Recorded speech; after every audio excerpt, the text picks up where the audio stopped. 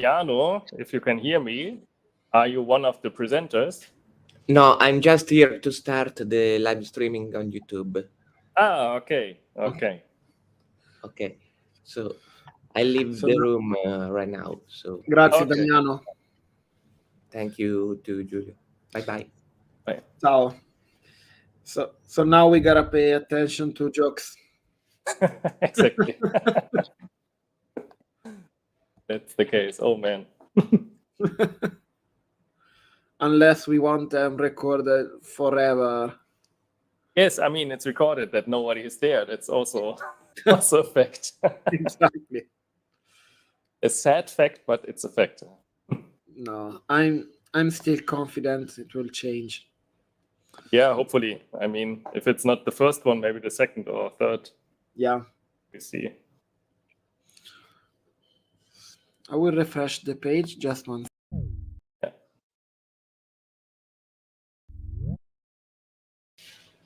Yeah, because I didn't have presenter rights yet.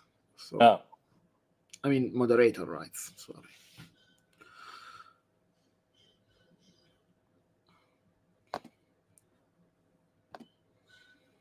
Yeah. So, how is the weather in Italy, in Perugia? Well, I think I'm about to melt. Oh, yeah. Here in Athens, it's roughly 30 to 35 degrees, and we are totally sweating whatever we are doing. So Yeah. just doing nothing and waiting for the evening when it's getting colder. I was about to ask about that fan behind you. Why didn't you turn it on yet?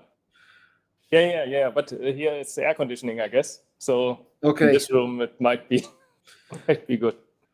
That's how you can survive, I guess. Yeah. No, I'm at home right now, and in this room, I mean, I would have air conditioning, but until I can survive without, I try. Yeah, sure. I'm going to check the other rooms. If something comes up here, just Julio just texted. Yeah. Is it Julio or Julio? Julio.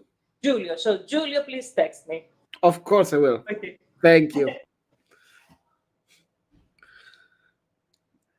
They're doing a great job running from one room to another. Yeah. As I mentioned, these hybrid events are kind of most difficult tasks in a hybrid conference. Yeah. I've been to previous ones in presence, and yeah, you have to pay attention to both live and virtual presenters, so it's like twice the work. Yeah, exactly. This is an internet.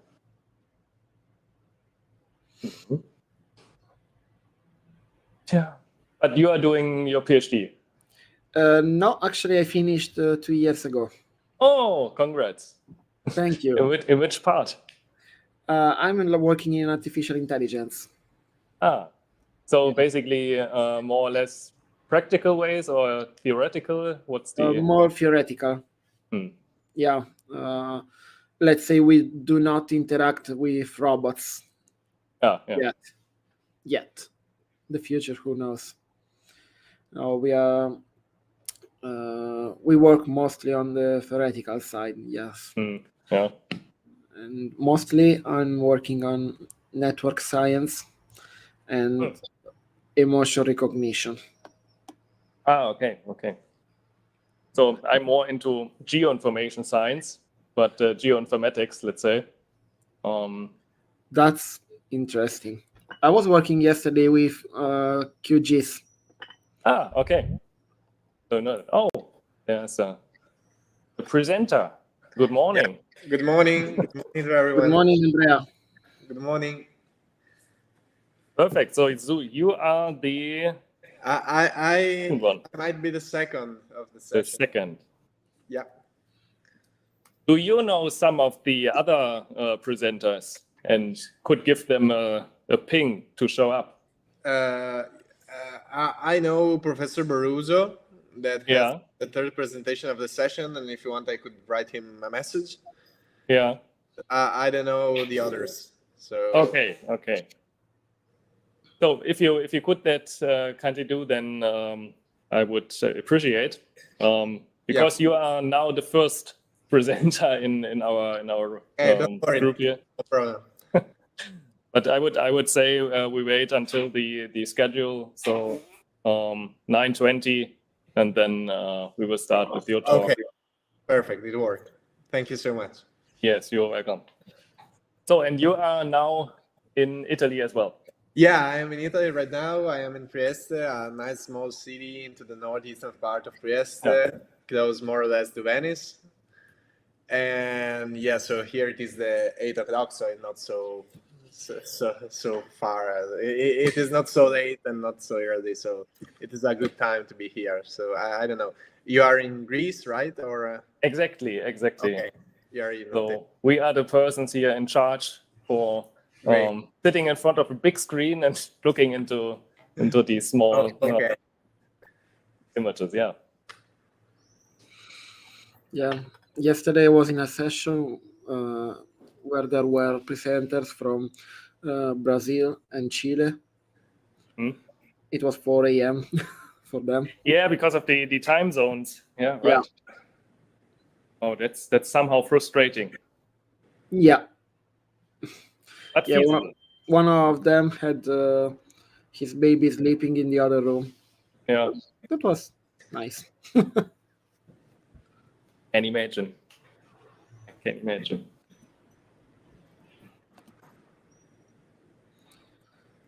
Oh.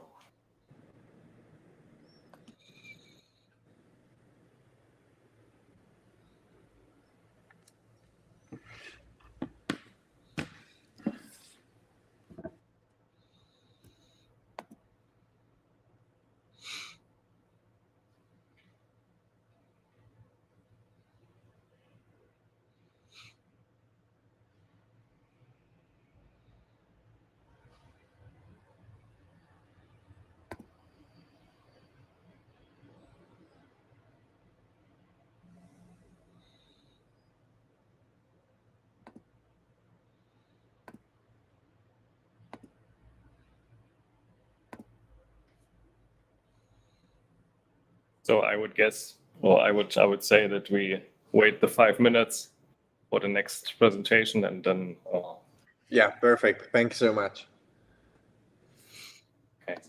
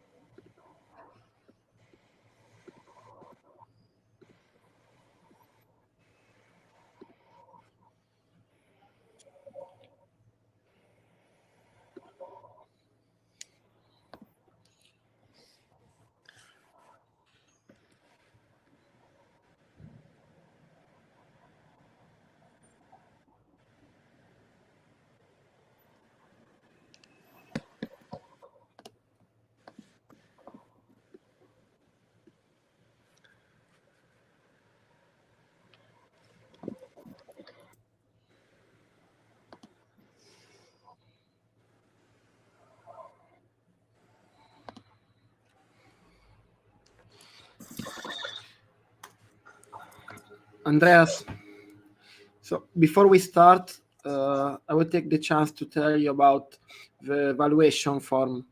Do you already know about it? Yes and no. Maybe you can tell it. Yeah, so the chair of a session should evaluate papers, for the best paper nomination and to have some kind of feedback on the presentation. Yes. So I am sharing in the chat the link.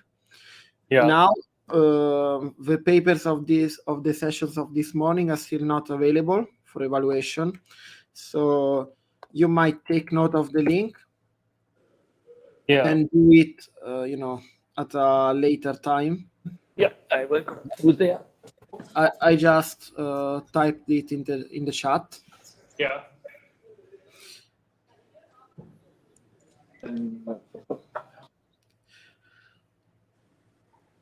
Oh, camera is following me. Interesting. Yeah, I noticed it.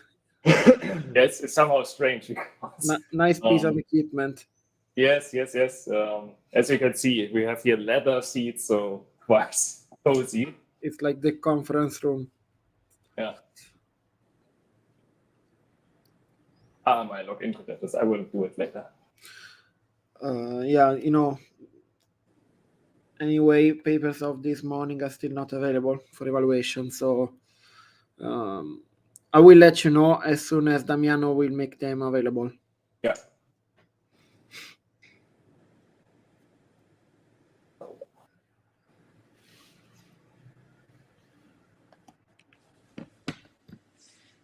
Yeah.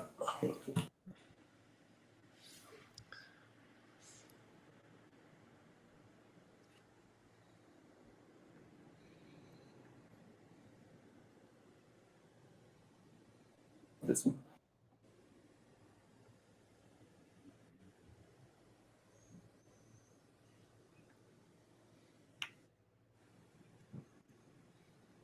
Okay, now I confused the camera. We'll see if she is. Huh? Try to wave your hand. Come on. Come on. Here. It's interesting. Okay, maybe I should. Here. Okay. Hello, little camera. No, not that way. This way. Yeah.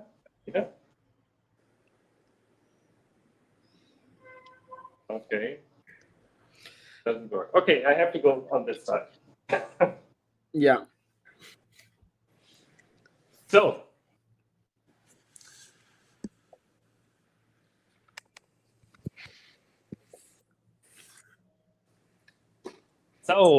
then I would begin with the first presentation from Andrea Gallo and Claudio Socio De Simoni. Agrovoltaic as a possible outcome to the difficult relationship between land use and photovoltaics, case study from Puglia region. So Andrea, stage is yours. Thank you so much. So I try to share with you the screen. Could you see the screen, the presentation? Yes. Okay, thank you so much. Try to make it full screen, maybe. Okay, I retry. If you share the full screen, it just full screen. Okay. Maybe will be better right now. It's okay. Perfect. Yes, perfect. Thank you. Thank you. So as first, I want to thank the chair, the organizer of the conference, and the organizer of the sessions. And we are here to talk about the agrovoltaics and the land use as the special impact of the agrovoltaic installation in the area of the southern Italy, in particular in the Apulia region. And why we are here. The goal and the scope of the research will be investing the relation between the land use and the photovoltaic system installation for the production of green electricity. And so how we are going to carry out this presentation? As first, this research, we decided to start from a descriptive focus on the agrovoltaic systems, on about what is and what are the agrovoltaic system that is not so known at all, at least in Italy. And then for the analysis, we decided to use a geographic information system to define the land use analysis of the area of our case study. And the case study found an application for the Apulia region, that is a region in the southern part of Italy, but we are going to see this later. So as first, we know that the demand of energy is steadily increasing and increasing much more year by year. And the energy transition through the renewables energy sources is a huge challenge to be faced as soon as possible in the best way of possible. So given by the instability of the market of the fossil fuel-based source of energy that has strong price variables and is affected by a lot of different external factors, such as we've seen during this Russian-Ukrainian war, for instance, but also once the ever-given put himself around the Panama Suez, where the tankers wouldn't be able to arrive from a part to another of the world. We know that achieving the carbon neutrality goals through the using of renewable energy sources, it is an important and fundamental goals to try to reach. And so the research tried to develop a new sustainable model of production of energy, and that could also achieve the efficient and more efficient use of the soil, of the land, through the agrivoltaics. So once we talk about the agrivoltaics, we are talking about a system that is not a simple photovoltaic panel put on the ground, but in this case we are talking about some photovoltaic panel put it on different trackers at 3 or 4 meters higher, and we try to, what is happening here, I don't know. And we know that the common photovoltaic system requires a lot of land and huge important amount of area to try to catch this energy. And for this reason, it is obvious that we have to decide how to use the land, if to use to the agricultural solution or photovoltaic solution. And so to address this debate, we overcome the rising concept of the agrivoltaics. So to use on the same land, the photovoltaic system and the common agricultural systems. Again, once we talk about the agrivoltaics, the goal it is to produce clean energy while leaving the land available for the agriculture. And this will give some sustainability positive impact in terms to produce electricity while preserving the environmental and optimize the work of these plants, try to model the shading to the favoring crops, preserving the agricultural reality and integrating new technologies into the surrounding environment. So here, someone will be, okay, later. Once we talk about the agrivoltaics, we have to say that we have to focus on 5 different C's, called the 5 C's of the agrivoltaics. That is the climate and the soil environment conditions, the configuration and the technologies of both for what concern the photovoltaic panel and the agricultural land. We have to talk about the crops and the cultivation methods, the compatibility and the flexibility of use this double land use through the agrivoltaics, and the collaboration and the partnership, because using the agrivoltaic system, we are talking about a system that put together a lot of different actors to cooperate and try to figure out a positive impact both in terms of agriculture and both in terms of energy production. So what is in particular the technology used for the agrivoltaic systems? Once we talk about the technology, an agrivoltaic system is a modular system based on different units on a tensile structure supported by some poles. And this way of production energy allow us to cultivate different the different plants under of the photovoltaic panel. And it is crazy in some kind of sense to think that some people thought that the main problem of the agrivoltaic system could be the shadow that the panels put inside could have on the agriculture, on the common agriculture system. And in the literature, we've seen that to have some shadow for the plants will be something of positive in terms of the duration of production time for the plants and so on. So, and also for instance, for the water required from the single plant. So it is really interesting to see how these techniques have a lot of positive impact, both in terms of production of energy, but also in terms of agricultural systems. And here we arrive to the land consumption in Italy and to the southern part of Italy, where the land consumption continues to transform the Italy territory at a high speed.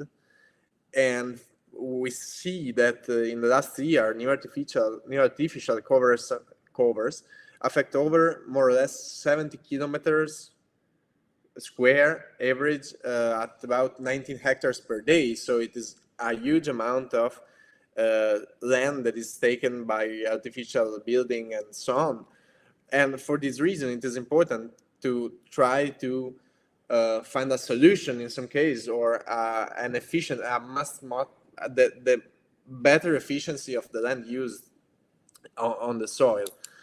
So these relations between the land consumption, we know also that the relation between land consumption follows also the dynamics of the population and the decision of localization of the different populations. And for instance, passing from the 2021 to the 2023, each person resident in Italy has an amount of land consumption of about 346 to 546% for different per capita, obviously, and it is quite an important data. But talking to the solar power plants and the land consumption in Italy in particular, among the causes of the land consumption in our country, we know that photovoltaic installation must be considered. Focusing on the ground-mounted installed panels, and according to the photovoltaic solar power plant report of the GSE, that is the distribution organization of the energy in Italy, we know that there are few regions that have to be considered. The first one is the Apulia region. That is the region with the main surface of land covered by photovoltaic panels. In particular, we've seen here in the graph at the right part of the slides that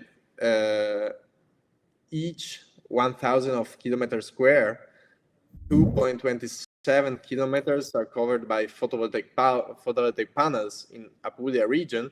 And then probably also it is important to consider also, for instance, that in Lombardy, there is another region in the northern part of Italy there will be the strongest presence of photovoltaic panel with a less level of land use. So also the different dynamics of the photovoltaic panel distribution will be important for the Italian systems. But what concern our analysis? So we start from the observation from the Apulia region with a case study of the province, the municipality of Foggia. And in this case, we try to figure out this challenging relationship between renewable energy installations and then consumption, where we know that there is a specific heritage that contributes to vitalizing the richness of variety of agricultural and productive structure of the region, which stand out from the rest of Italy.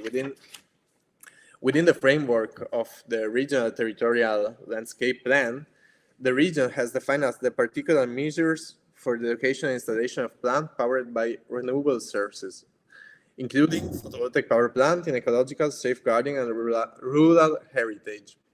So on the other hand, Apulia region, with reference to the regional distribution of number of power plant, as shown to you before, takes the Italian leadership in terms of installed capacity of renewable energy of both solar and wind power plant. But in particular, in this case, we are focusing on the solar power plant, where if Italy, under a production for 2023 or 22 of Italy of about 28 gigawatt hours, the Apulia region provided more or less 5.1 gigawatt of energy, gigawatt hour of energy. So, and we have also to consider that between the 2006 and 2021, more or less 30,000 hectares of land was consumed by Apulia region through the installation of different photovoltaic systems. And according to the reference in the literature, it is evaluated that in relative terms of thousand and of percent, the loss of land taken to the ground-mounted photovoltaic system compared to the total area of the municipality of the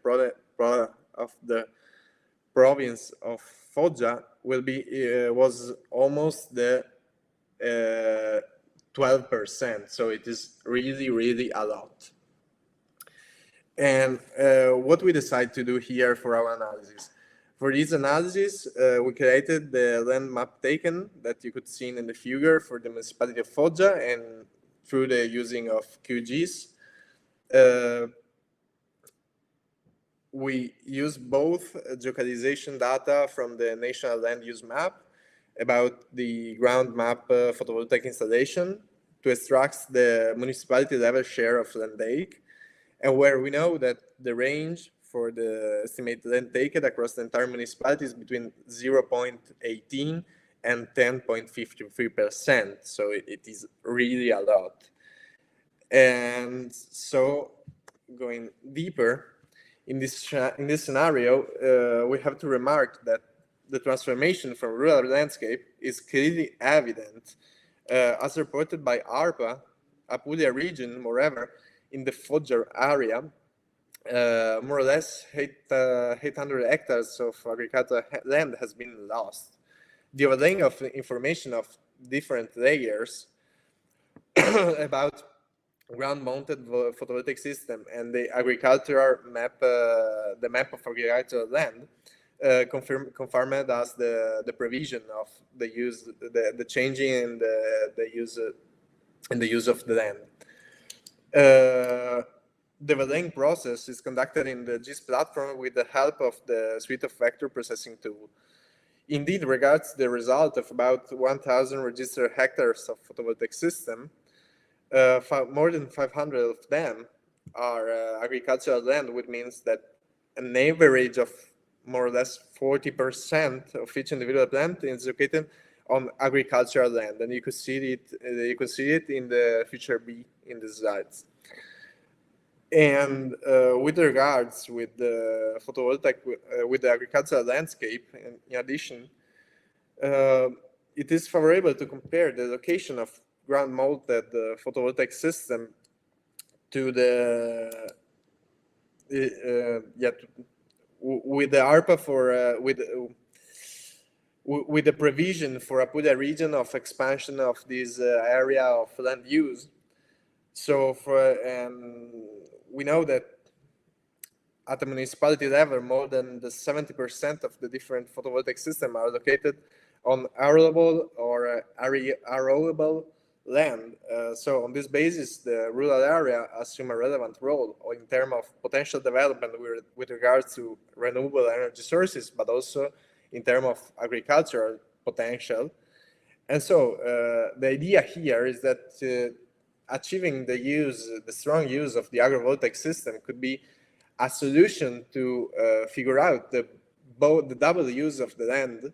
On one hand, using the land for agriculture, common agricultural functions, on the other hand, for the production of renewable energies. So, in conclusion, we try to figure out what could be the advantages and the disadvantages of using the agrivoltaic systems. And if on one hand created the shaded area that protect the crops from extreme weather events, for instance, improving the competitiveness and the reduction of the energy costs for the in the agricultural system, achieving the carbon neutrality goals and use some abandoned land profitability and innovate the agricultural process, for instance, it has also some disadvantages. That could be the high design and installation cost of the systems, and also that will be essential to collaborate with the expert into the design of the photovoltaic systems, both in terms of the design of the structure and also for the connection to the grid and so on. And so that's it. Thank you so much. And if you have any question, I'm available here. Thank you, Andrea. So this is your applause. Perfect in time. I would open the questions from the audience. Maybe we have a question from the audience or from the virtual audience. Otherwise, I would have a question. So, very delighting talk. And from my side, the question was rising, what to do actually with the electricity produced on the fields? There are, it is a good question because the real response is that I really don't know, because in part it will be reused, of course, on the agricultural needs. On the other hand, it is the energy that goes inside of the grid, and you could use it for any way you want and you prefer to use, because it is clean energy product, and then it goes to the grid, and who need it could use it. So of course, a part will be reused into the agricultural process systems, and on the other hand, another part, because the production of energy will be higher and higher than the needs of the agricultural system, the other will go into the grid and will be useful for everyone who needs it. Yeah, can imagine. So, because I was thinking about getting agriculture 2.0, digitized agriculture, maybe building up sensors or water pumps for using this electricity on the field, so do not transport it to the next demand. Issue, I completely agree with you. Here we are talking of a model of production in agriculture that is in line with of course, with the agriculture 2.0, but also, for instance, the use of a particular way of watering the different crops, because under this photovoltaic pattern on higher level, also the irrigation system will be particular and more detailed, so you have also a reduction in the lowering of water. So it has a lot of positive impact both in agriculture term and both on the production of renewable energies. Cool. Thank you. Thank you. Thank you. I regret that I didn't come on time. Yes. I really regret I didn't come on time because, these installations and actually your presentation, I came, maybe 10 minutes ago. I apologize. It's quite interesting, and I'm really interested in these systems, although I'm not working with them, and I just saw some very good examples with the grazing the animals, and how this is affecting, these systems, and it seems that it proves very beneficial at the moment because the animals could, go into the shadow, at the same time. So I think I hope that until the next conference you're going to even expand, the research. Although I said I didn't hear the scope of the research, but I just understood on the end, it's about arable land, not about the meadows or this grazing land for the animals. But okay, I really like the topic. I could only say that. I'm not an expert in the topic, but I support it. Thank you so much. Thank you, Liliana. So I guess that's it for the moment. So Andrea, thank you very much again, and thank you. Thank you. Then I stay here and I wait for someone if someone is arriving. Yeah. Otherwise, I would say because Celestina is now joined, then we. I'm sorry, morning. Here we are. We are Celestina Fancia and Dora Bellamacina. Good morning. Perfect. We are very sorry for late. It's fine. You see that not all of the presenters are in the room, so I would propose that it's now your turn. So Celestina Fazia, Giulia Fernanda Grazia Catania, Federica Sortino, and Dora Bellamacchina will talk about urban regeneration in the age of transitions. So I would say that's your turn now. Okay, thank you. So I'm sharing my presentation.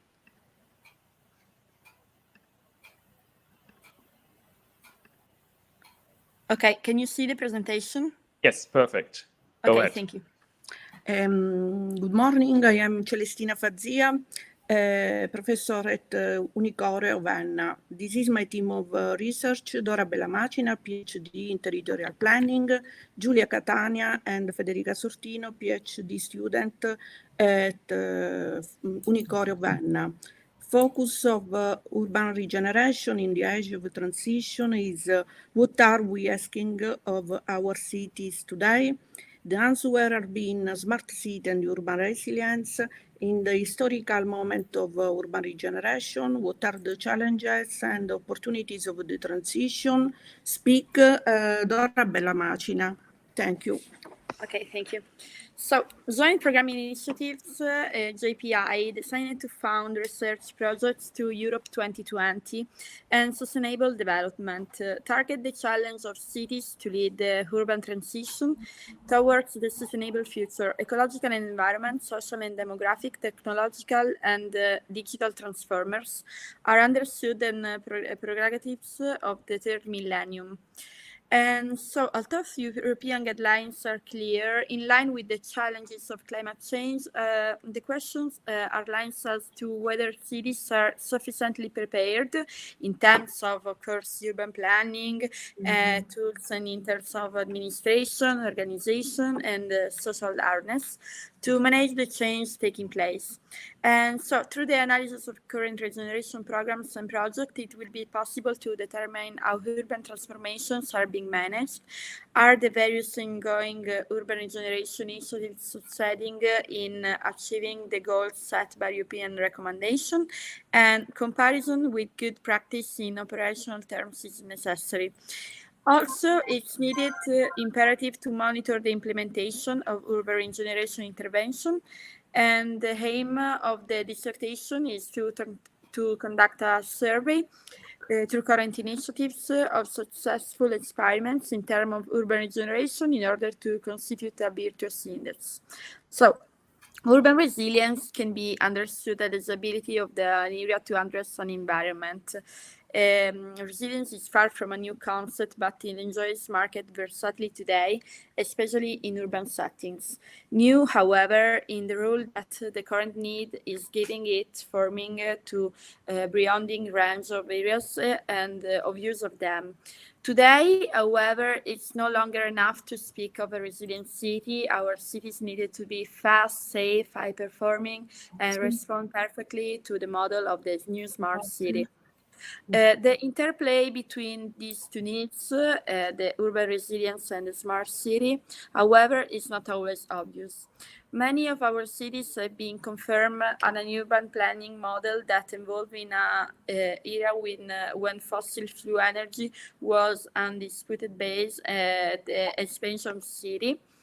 And the gradual abundance of the storage center created numerous charms in the urban grid and drove land consumption rates to unprecedented levels. For today's times, these cities appear rigid, having a best structural resilience and not ecological. A smart and resilient approach is therefore expected from the design of new cities and their infrastructure. So about regenerate the new city between smart and green, the new answers is like accessibility, sustainability, and resilience. Also, cities are getting bigger and more complex. And within them, there are more and more machines, generators, and energy sinks. As much as talking about green city and smart city may seem an oxymoron, in reality, technology has shown us that it can fulfill in an ingenious way to improve the offering of cities, adjusting them to higher and higher parameters of resilience and performance, making itself an active and indispensable component in aiming for the regeneration of neighborhood cities. Technological evolution is leading us to the achievement of new frontiers, and there are coming. Could the others please mute your mics?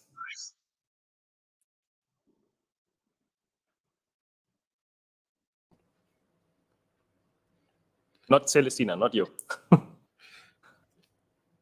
I think there has been a problem with muting the mics. Depends on me. Celestina, could you please open again your mic?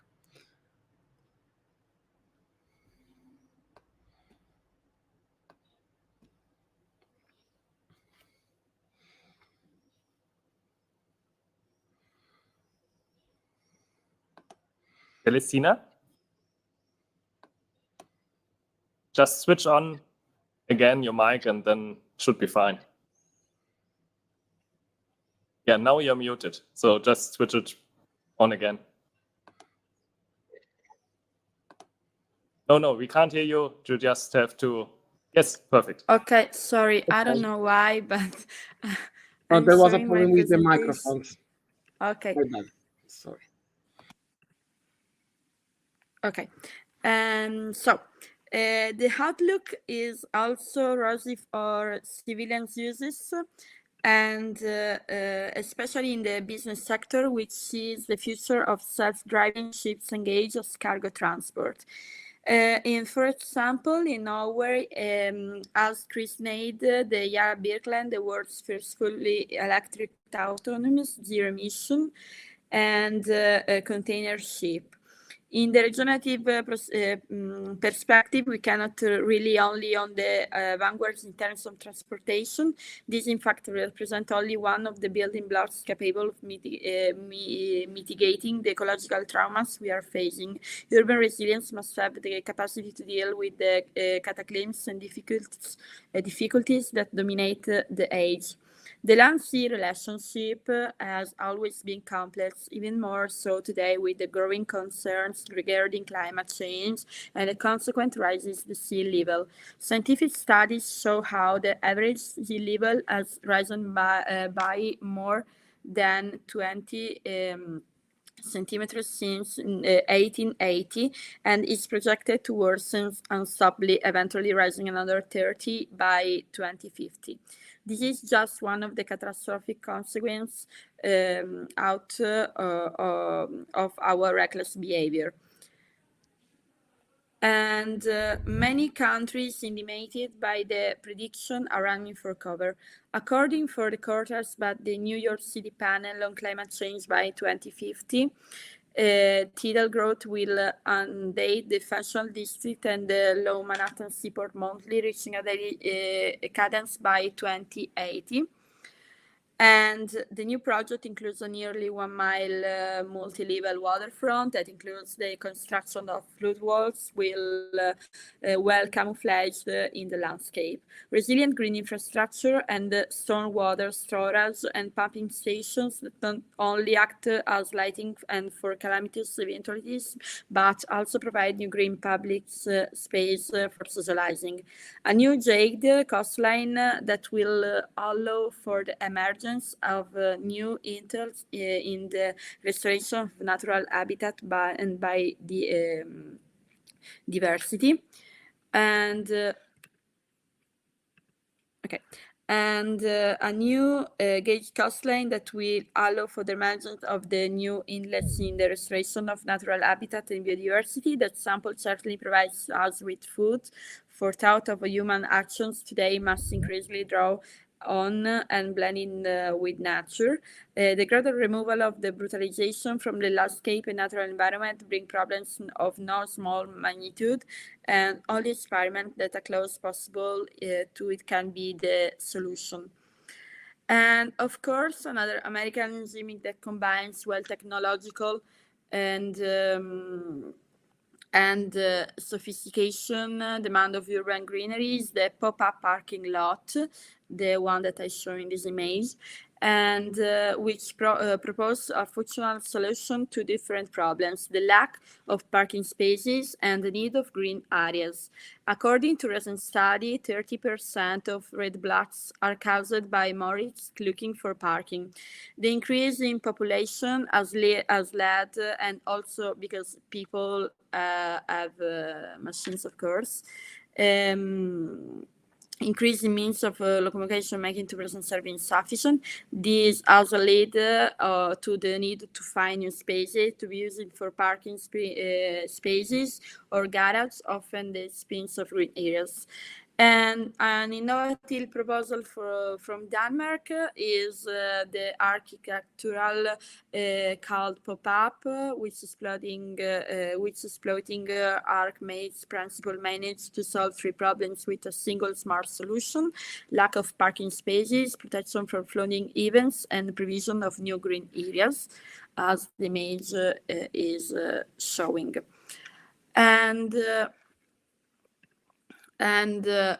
So what is the status of project implementation and the result achieved? Much of the nature of cities lies in the hands of administration, whose task will be to halt the use of new land for the benefit of primordial environmental identity through the regeneration of exciting heritage. This change of perspective, where the planner no longer intervenes only on a building, but on a portion of land, is the key of achieve more environmentally functional projects while preserving what has not yet been used. From this perspective, urban regeneration is opposed to land transformation. In the aim, it is to protect and restore the soil and its ecosystem functions while ensuring the quality of the urban fabric and social security. And in order to attract a diverse population that contributes to the realization of a new identity wanted to regeneration areas, the key is prepared range of Serbia subset on the dimensional chart of the plan. So the question is, what is the status of project implementation? Because today there are significant examples of implementation of the project, which are having positive feedback in the enhancement of the city's real estate heritage, and among we find Milan and Rome capital, for example, as well as many small municipalities. For example, in Lombardy, a relevant issue is compared to 2014, 70% of these covered by urban regeneration areas, and while 30% pertains to land transformation interventions. And what are they achieved? For example, as Fabiana Megliola from Tecnocasa Group Researchers of Managers confirmed that in Milan, the last 10 years prices is increased by 20% above. And from 2017 to 2022, houses have increased their value by 45%. And such urban regeneration is a strategic choice in order to restore capacity and grandeur to already urbanized areas of the city because of this incrementation.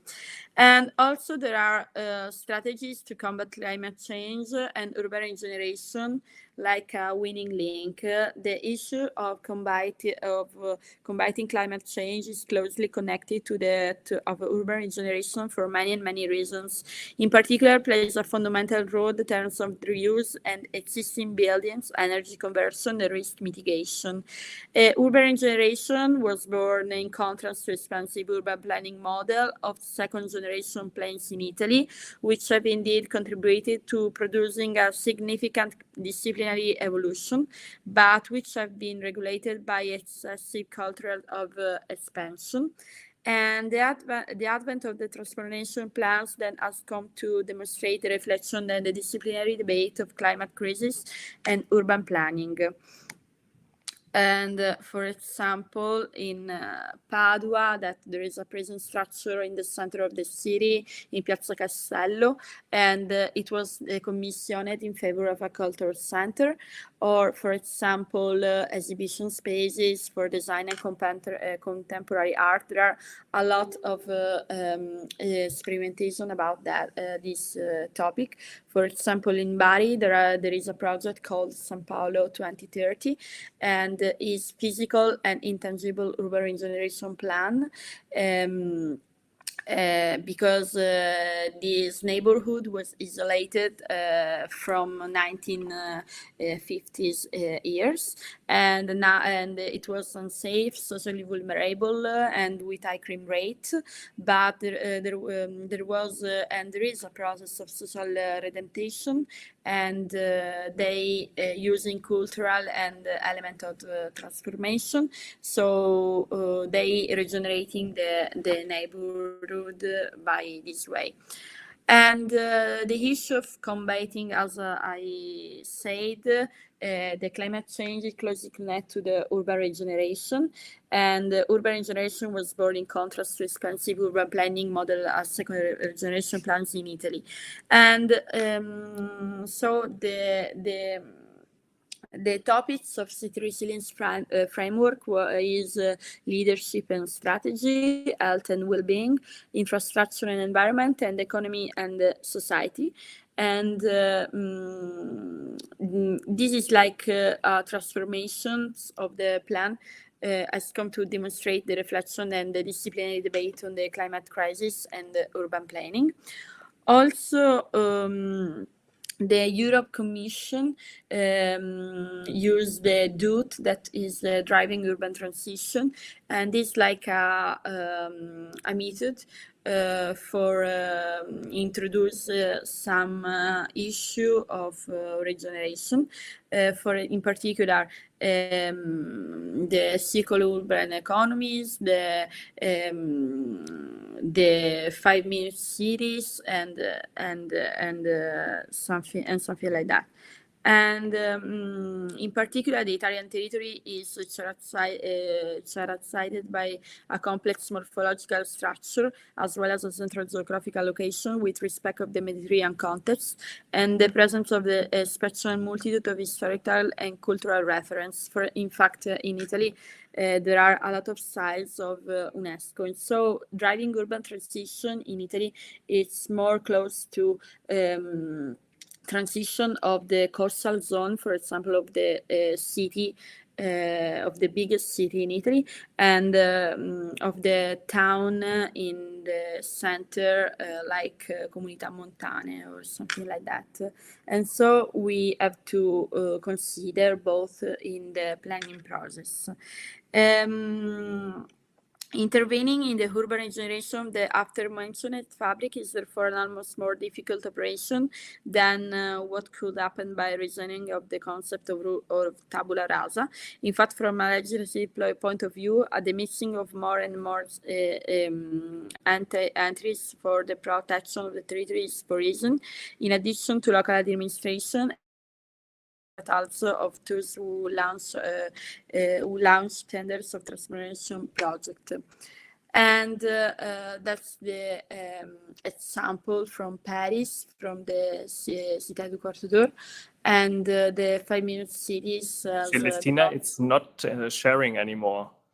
Oh, I don't know why. Ah, now it's again. Okay. Okay. Is it feasible that you come to an end? Okay. Thank you. And okay, so the theme is their use, the binomial of energy and the economy, and so the last questions is are the two issues related? Do environment policies go hand in hand with increasing people's quality of life? And looking at all the data, the energy economy pair is closely linked. And the risk is the mitigation in the concept of climate change, as I said about the cities and the town. And so thank you so much for the attention. And so we are so sorry for the late. Thank you very much. This is your applause. So, interesting topic, very, very broad topic, let's say. And I would open for questions from the audience. Maybe there are some from the physical one, from the digital space. I assume, I mean, as Andrea said, it's quite broad. I mean, it's very nice. I think this is a very good, literature review, including the methodology and, how to approach to the topic of urban regeneration.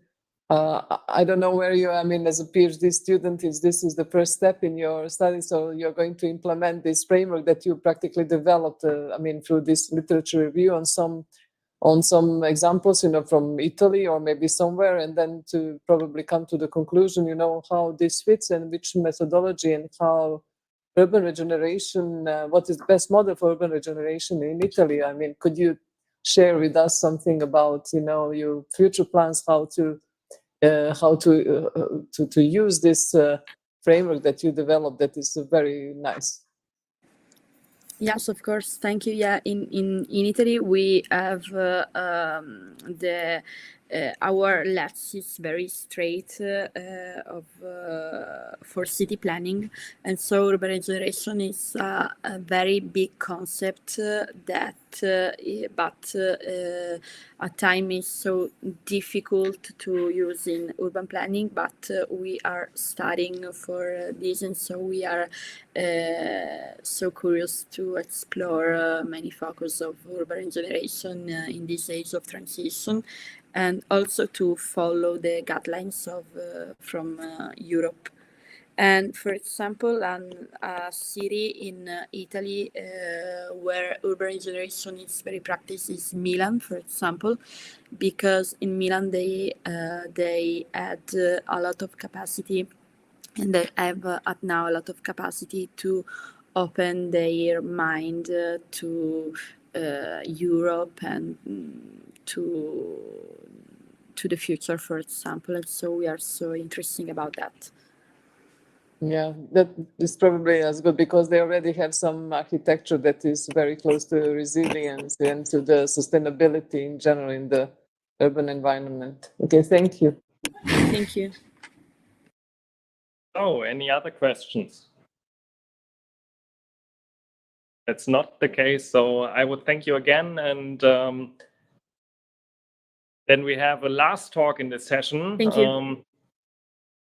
And this talk is from Gabriela Schoye and Giuseppe Barroso about the machine learning method for the analysis of urban Italian mobility. And I would open the stage for you, I guess, Gabriela, to share your screen. Welcome, stage is yours. Thank you. Only one moment. I share the... Okay.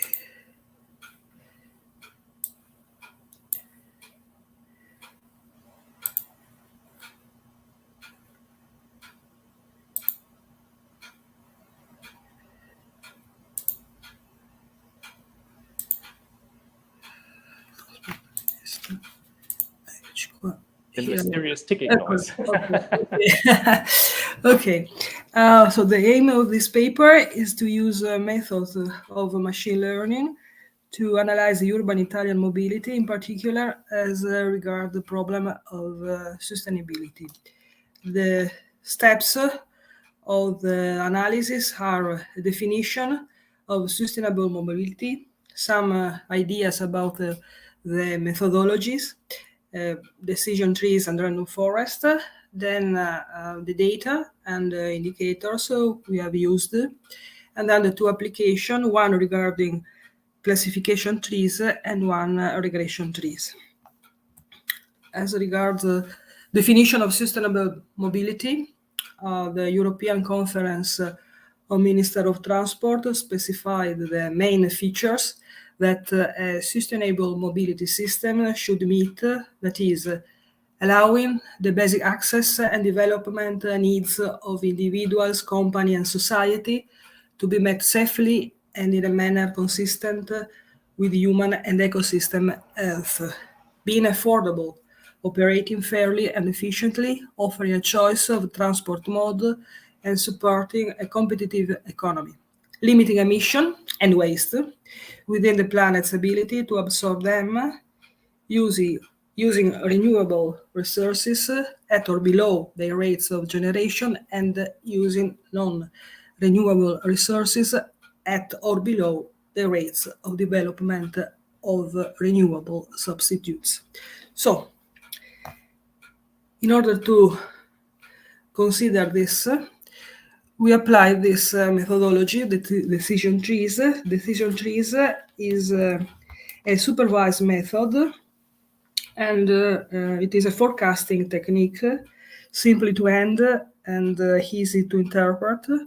The idea is to sort statistical units into the different classes of a dependent or target variable on the basis of the values of some explanatory or regressor variables.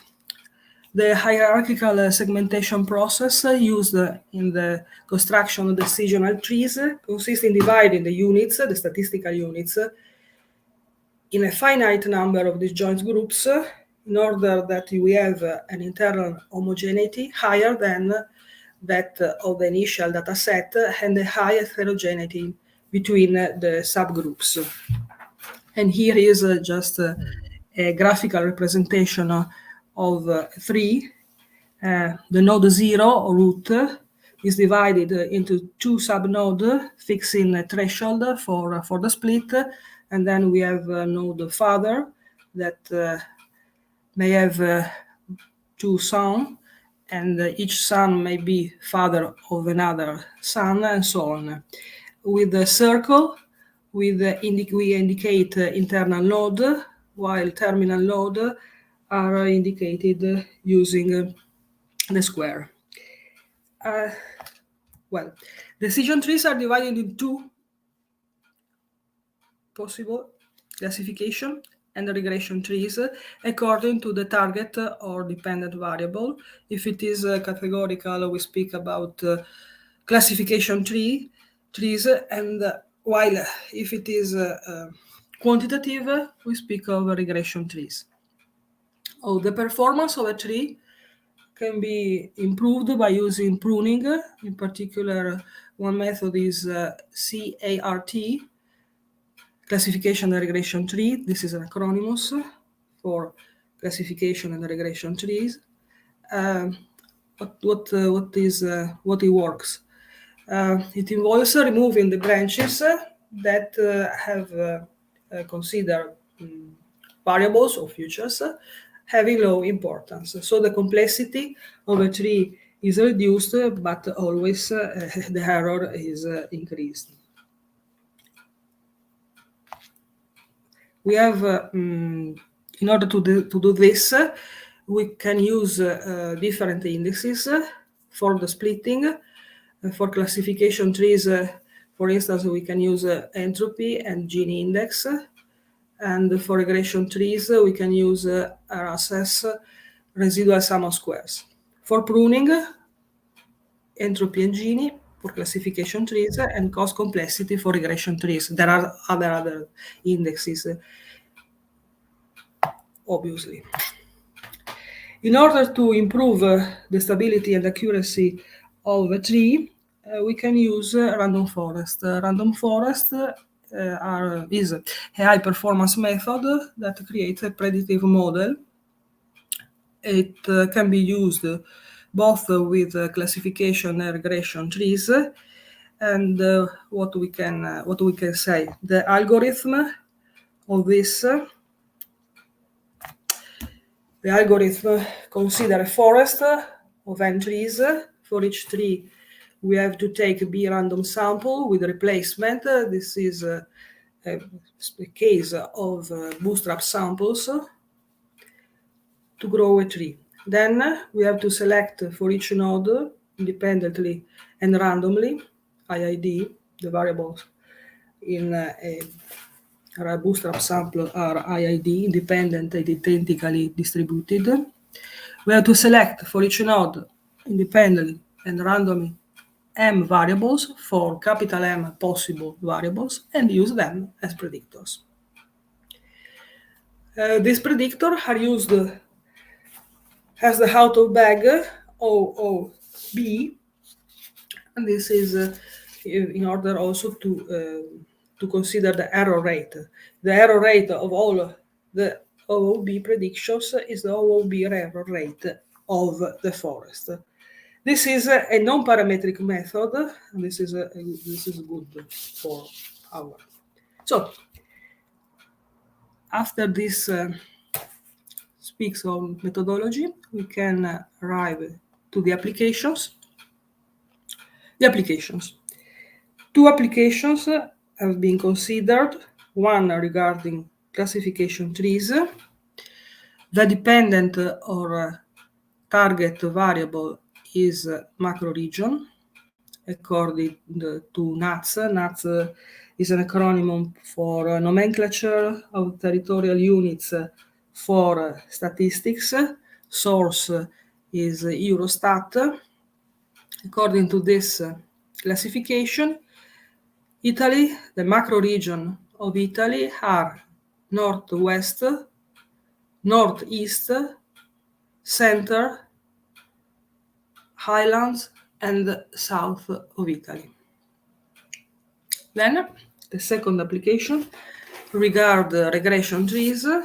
The dependent variable is PM10, maximum number of days in excess of the human health protection limit foreseen for PM10.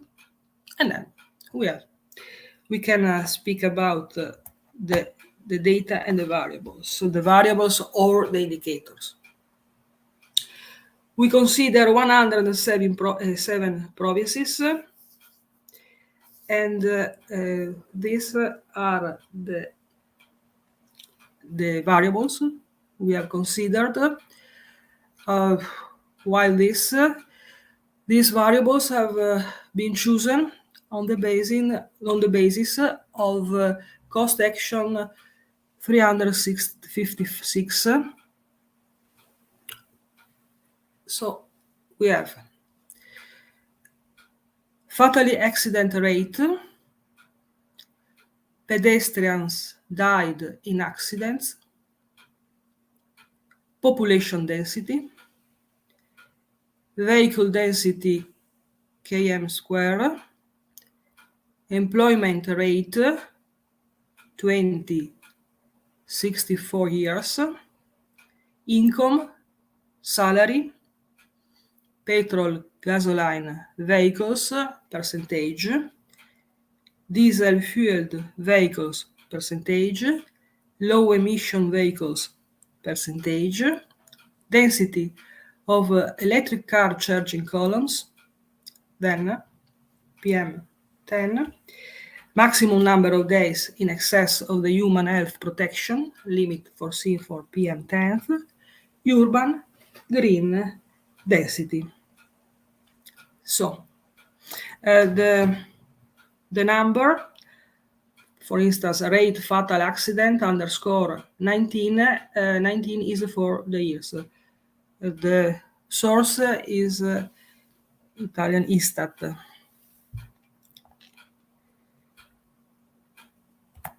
Okay, classification trees. The dependent variable, as I said before, is macro region.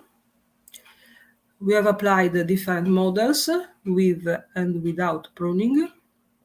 At the end, on the basis of a compromise between complexity and the rate of error, we have chosen a classification tree with split entropy and prune Gini index. This is the confusion matrix on the main diagonal. You can see the units that have been correctly estimated by the model, outside the units which have not been correctly estimated. And then the last column presents the error rate, which is 0 for island, and it is very, very small. The highest is for northeast, but is 0.2273, so it's not so high. As regards the pruning, we have considered the Gini index. The results, the selected model has 10 leaves, and the value for the Gini index equal to 0.237. And this is good because this is a normalized index from 0 to 1, so 0.2 is not so. It's not a great value for this index of error. As regards the variables, the importance of the variables, this is the table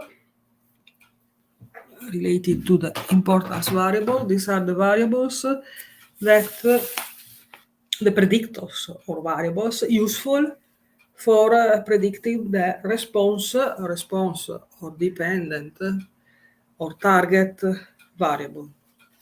We can see on the first column, rate unemployment, gasoline fuel car, salary, dead pedestrians, diesel fuel car, vehicle density, km square, and low emission. Then we have relative importance, and count. Count, how many times the variables is considered in the building of the tree. Relative importance is given by importance, and which is divided by the importance of the first variable. And the results, the tree, is this. I hope you will see. The first node, all the units are in the class 4 here you can't see. Okay, because we have a macro region, 1 center, 2 island. You can see you have 1 center, 2 island, 3 northeast, 4 northwest, 5 south. All without using this technique, all the units are in macro region 4, and with 0.2030 more or less is the correct. If we apply one variable, for instance, employment, rate employment, we have two nodes. One is assigned to node 5, to macro region 5, and one to macro region 4. And the rate is improved, and so on. So this is the idea. So we can use this methodology to see how to assign the different units and which are the variables important in determining all the structure. We just have a look to a graph which regards random forest. Here you have the random forest 100 random forest, the OOBS, out of bag. This is out of bag versus training. This out of bag data is used to measure the accuracy of the model, the error rate of all the OOB for all trees. The prediction is the OOB error rate of the forest. And it is just stable if we have more and more trees. Obviously, you can change the parameter. Here is just an idea. And then the second example, the second application. Here, the dependent variable is, as we said before, PM10th, indicates the set of atmospheric particles suspended in the air. The number of particles of aerodynamic diameter less than or equal to 10 micrometers is identified, always in this case. We have applied different models, and also in this case, on the basis of compromise between complexity and the rate of error, we have chosen a regression tree with a split residual sum of square and prune cost complexity.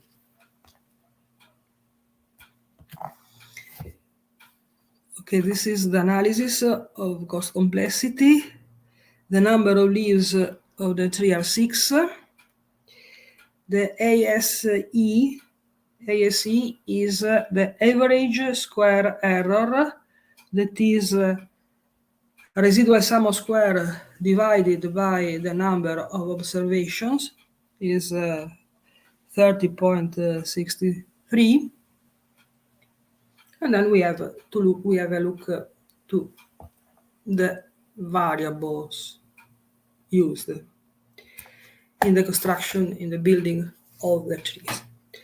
Variable importance in this case: low emission, car,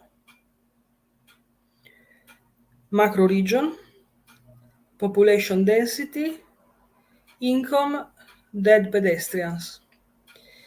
The first compared 2 times, and the other one twice. And the importance you can have a look here in the third column. Low emission, count 2, and have importance, relative importance higher, and then there are the other variables or indicators which may be useful for building the tree. Here is the tree. So here in this case, regression tree. So we have the mean here is not reported all the data, but all this analysis have been carried out using SAS language. SAS, the output of SAS, there is also a table in which you have all the indexes and also the medium and the mean, and also other important parameters that here can't be summarized. But you can have an idea of how the build is, or how the tree is built. Okay. So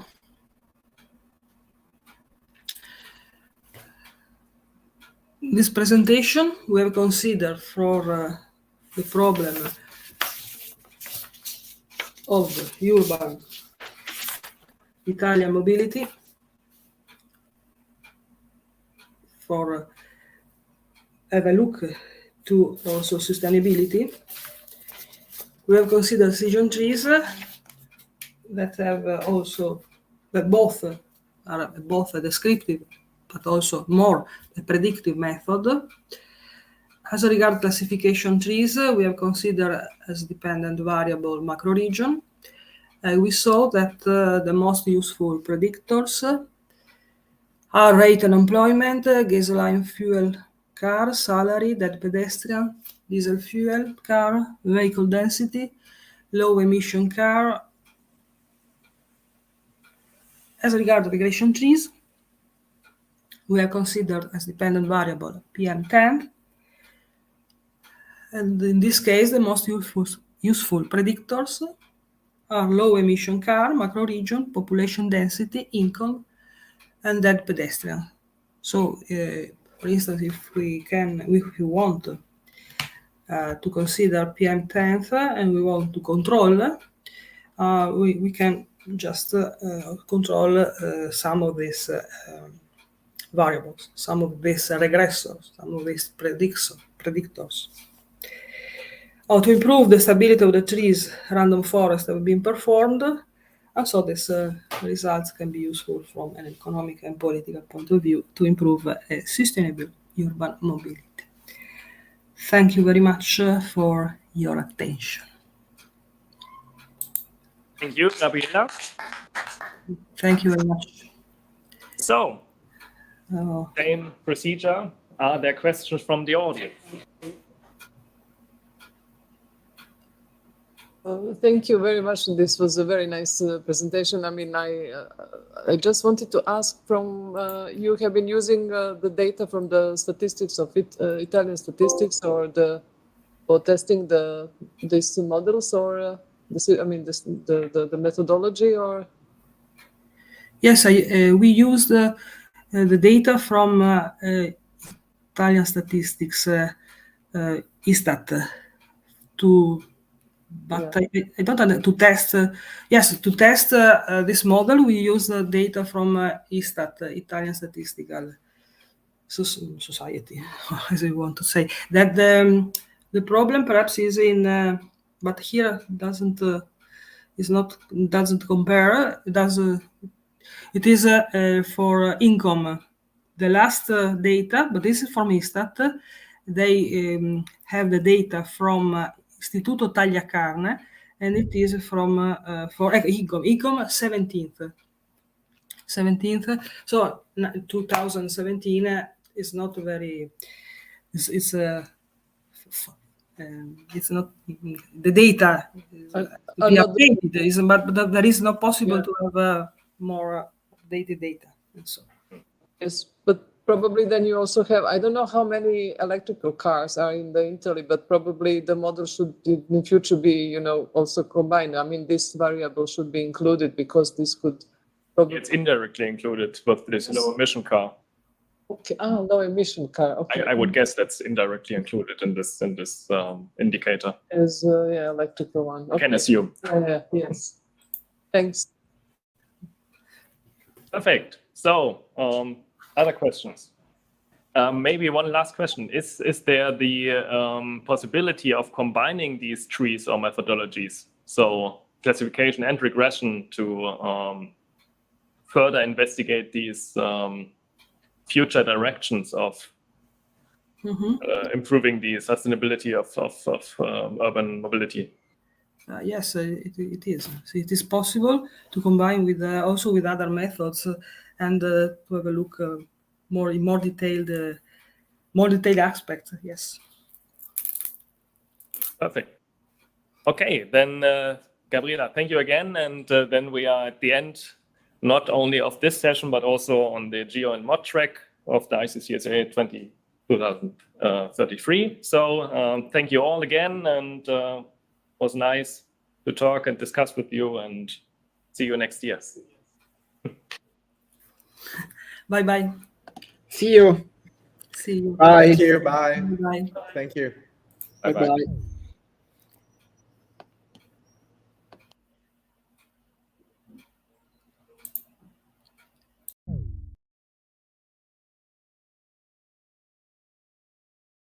So also Giulio, thank you very much. My pleasure, Andreas. Hope to see you live next year, maybe. Yeah, hopefully in Hanoi, Vietnam. Yeah. Or Potsdam, who knows? Sure. If you're there, just drop me a line, give me a call, whatever. Sure, I will. Thank you. Thank you. Bye-bye. Bye-bye. Bye.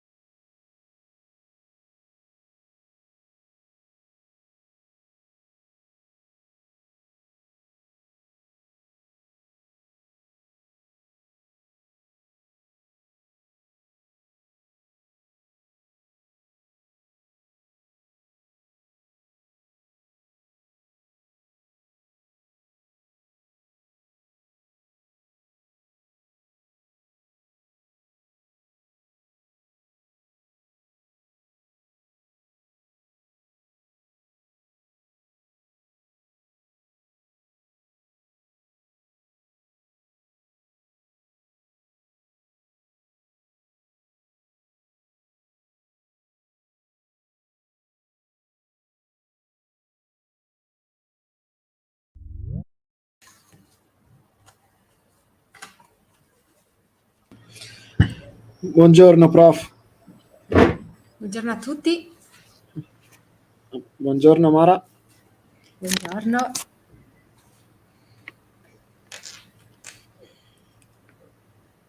Buongiorno. Buongiorno. Buongiorno. Non vedo chi. Voi siete lì in presenza, giusto? Sì. Sì, Giulio e poi? paper di Delotto. Sì, sono Valentina Costa per il paper di Delotto Venco del Ponte Costa. Perfetto. Pietra. No, io non sono in presenza, invece sono Giulio. Eccomi. Perfetto. Ok. Scusate, vedete la mia webcam? Cioè, Sì, anche se Abbastanza va male. in discontinua. Sì. vediamo così.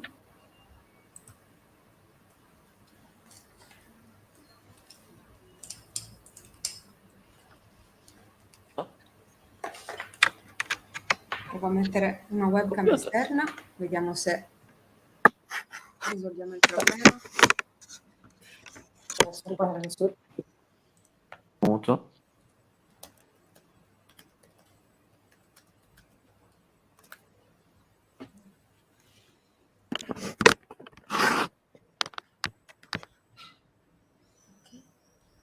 Ok, Ok? ora funziona bene. Benissimo. Bene, mi fa piacere vedere anche i ragazzi della SIU. Ci siamo conosciuti già l'anno scorso e poi rivisti quest'anno a Cagliari. Bene. Forse ho parlato troppo presto, Mara.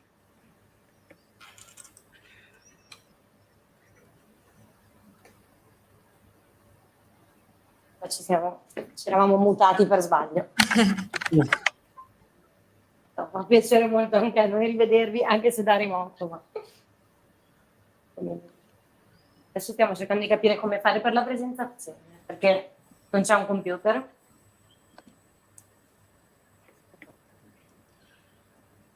Potete utilizzare questo qua.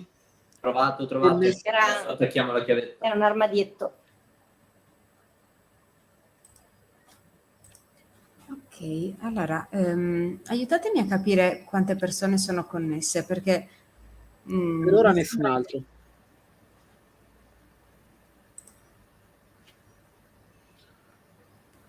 Per ora siamo noi e i ragazzi nella stanza. Fine. Ok, quindi manca ancora Alessandra Marra.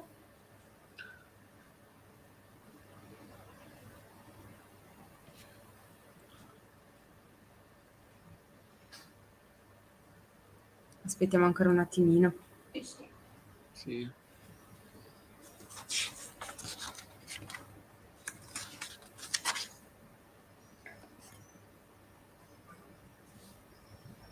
Quindi mi dicevate in stanza c'è una delle autrici del paper scritto con Roberto Delotto?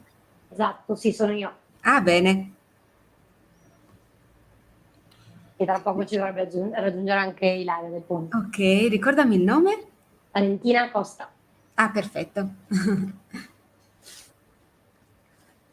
E ci sarà anche Ilaria? Sì, è andata a prendere un caffè, ma Perfetto.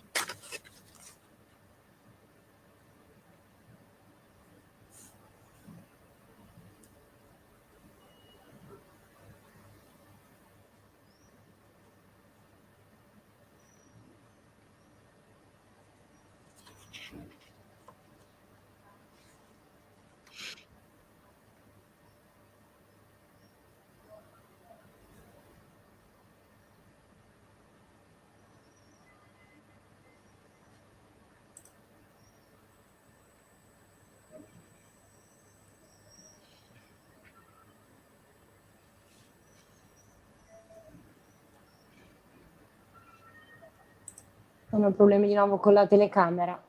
Come? Sì. È che vedevamo di nuovo... Sì, ho visto, infatti... Non so perché.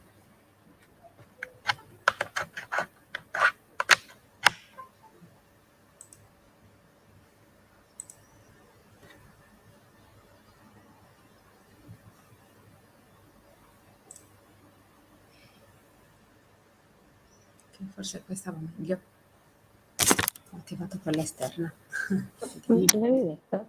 Io qui c'ho il mouse, però non mi spiega. Sì, per ora sembra non saltare. Speriamo.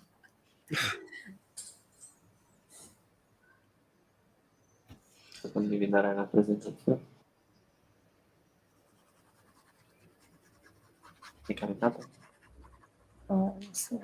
C'ho la chiavetta.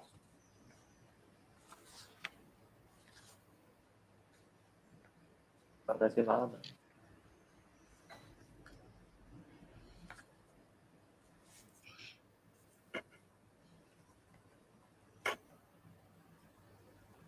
Sono collegati.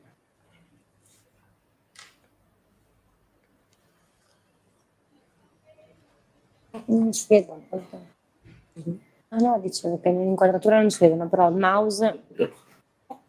Ci fa anche lei. E poi non può cambiare le slide. Fare col mouse. Un po' no.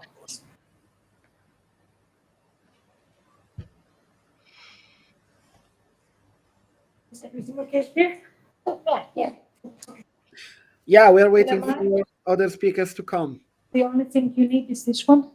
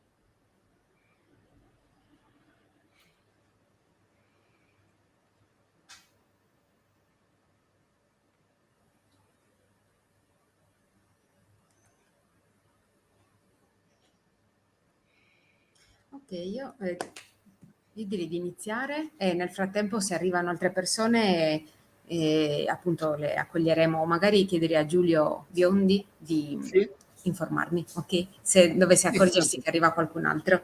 Non ti interrompo durante il talk, ovviamente lo scrivo in chat appena vedo qualcuno. No, ovviamente interrompimi se ti accorgi. Ok. So, good morning and welcome to the ICCSA conference and to the session Spatial Energy Planning, Spatial Energy City, sorry. I'm Amara Ladu, researcher at the DICAL University of Cagliari. Today I'm a session chair. Giulio Biondi is also present as technical assistant of this session. Thank you, Giulio. First of all, I would like to thank the organizers of the workshop, Spatial Energy Planning, City and Urban Heritage. They are Ginevra Balletto, Emilio Ghiani and me from the University of Cagliari, Roberto Delotto from the University of Pavia, and Roberto Gerundo from the University of Salerno. So today we have interesting papers. I will check if the authors included in the conference program are present, especially Rafael Sacchetto. Are you present?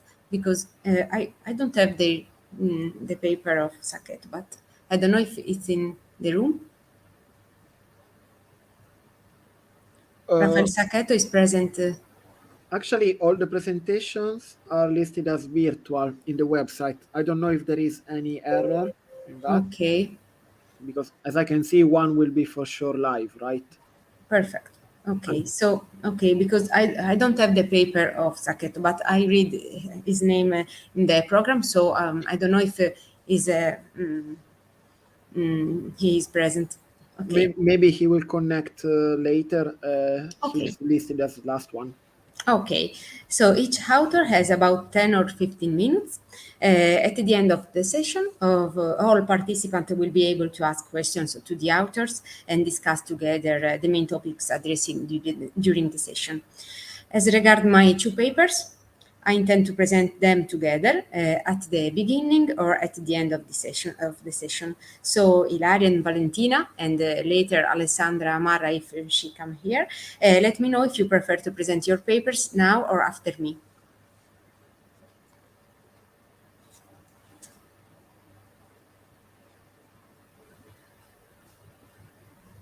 Are you present? Yes.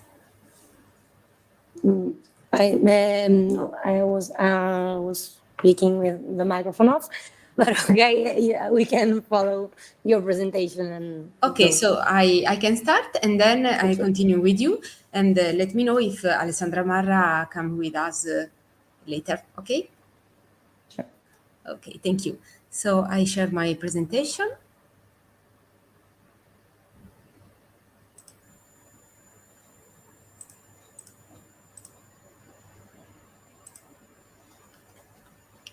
Okay, can you see my presentation?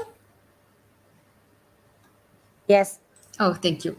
Okay, so today I will present two papers. The first one is Conservation and Regeneration for a Sustainable and Circular City, author Mara Ladu, and the second one is The Role of Spatial Circular Planning in Urban Governance, a set of indicators to evaluate performance of urban regeneration. The authors are Ginevra Balletto and Mara Ladu. So, urban conservation and regeneration play a fundamental role in pursuing the Sustainable Development Goals. According to the Circular City Gap report, the building sector is responsible for about 39% of carbon dioxide emissions in the environment. The redevelopment of the existing buildings is an important challenge, especially in Italy, where a large part of the residential buildings stock is characterized by poor architectural quality, although is not the oldest in Europe, as you can see by this picture. The sustainable management of existing buildings is threatened by complete demolition, often preferred to a comprehensive renovation based on additions, stratification, or partial demolitions, which instead allow to improve the environmental performance of the building stock, thus responding to the new standards. The stratification models involve design solutions that may require partial demolition of existing buildings to improve their intrinsic and extrinsic characteristics, respectively, in terms of new performance and flexibility of the living space and of a great accessibility. These design solutions that lie between integral conservation and complete demolition shape a lot of regeneration schemes in European countries and beyond. The regeneration schemes of big site architectures, such as social housing districts, prove to be strategic for achieving the sustainable and circular development objective, also by virtue of their significant scale. As you can see, for example, the redevelopment scheme for the Grand Park district of Bordeaux, designed by the architects Anna Locaton and Jean-Philippe Vassal, which implements some of the main goals and targets of the sustainable regeneration. However, although some experiences may be considered best practice, the definition of metric to assess the sustainability of the action and on the building or on the built environment and the circularity of the previous and post conditions still represent one of the main issues in our research field.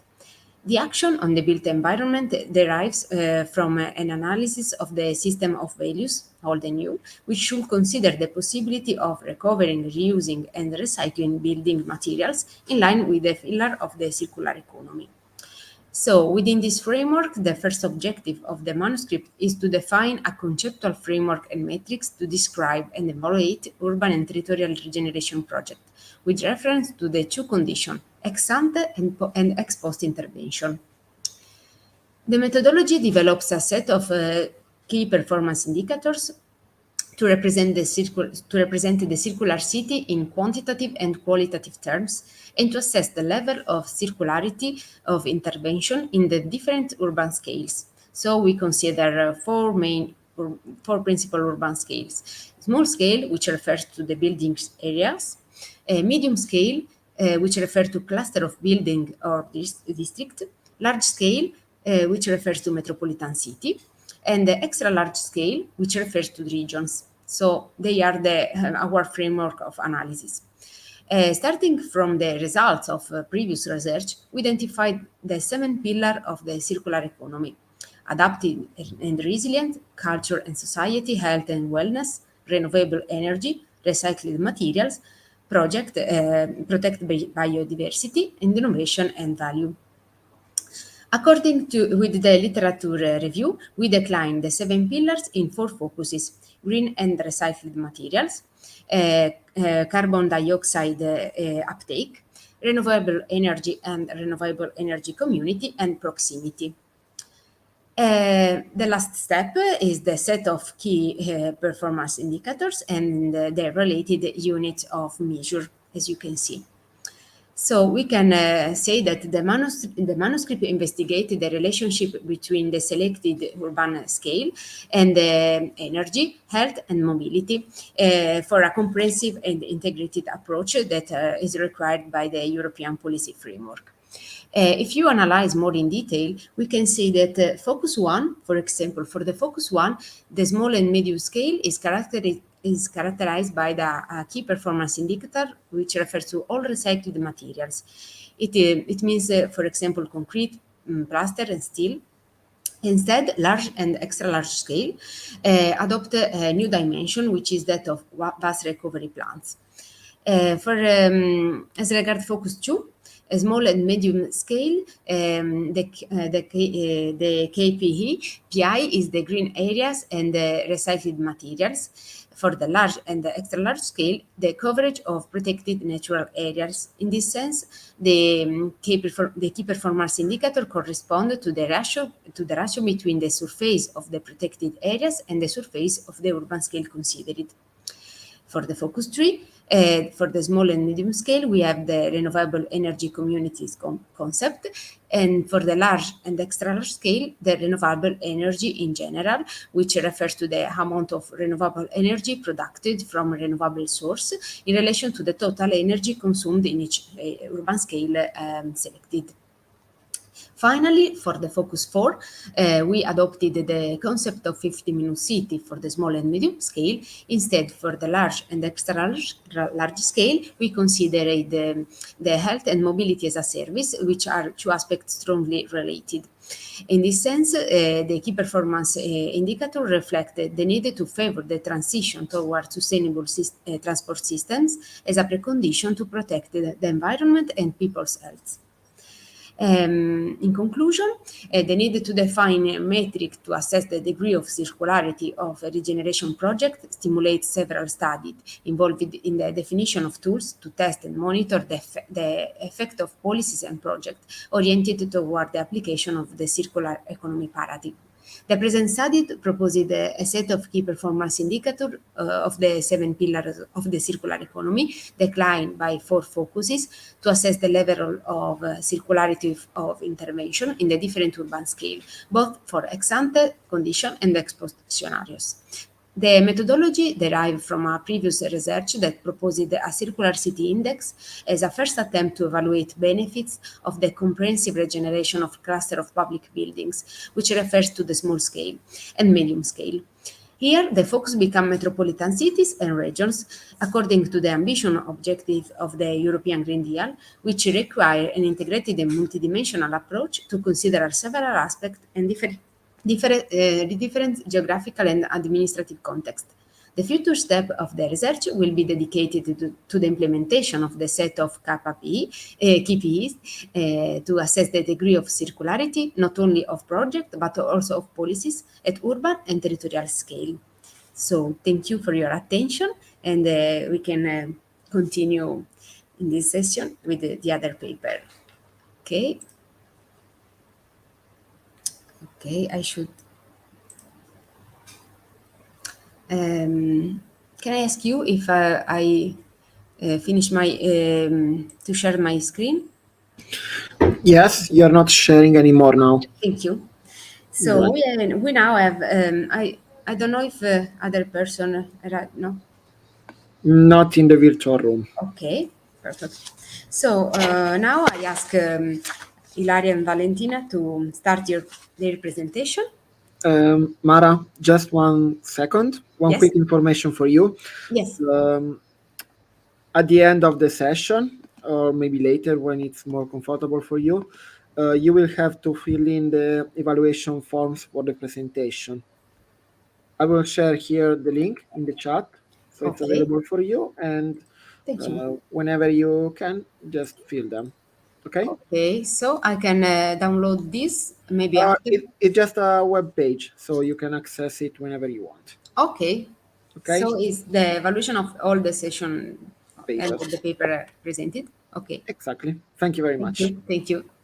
So now we have Ilaria Del Ponte, Elisabetta Venco, Caterina Pietra, Valentina Costa, and obviously Roberto Dell'Otto with the paper Energy Risk and Climate Change Adaptation, Urban Zoning as a Planning Tool for Small Municipalities. So thank you. You have 10-15 minutes. I'm trying to. Oh, sorry, share. 15 minutes. See?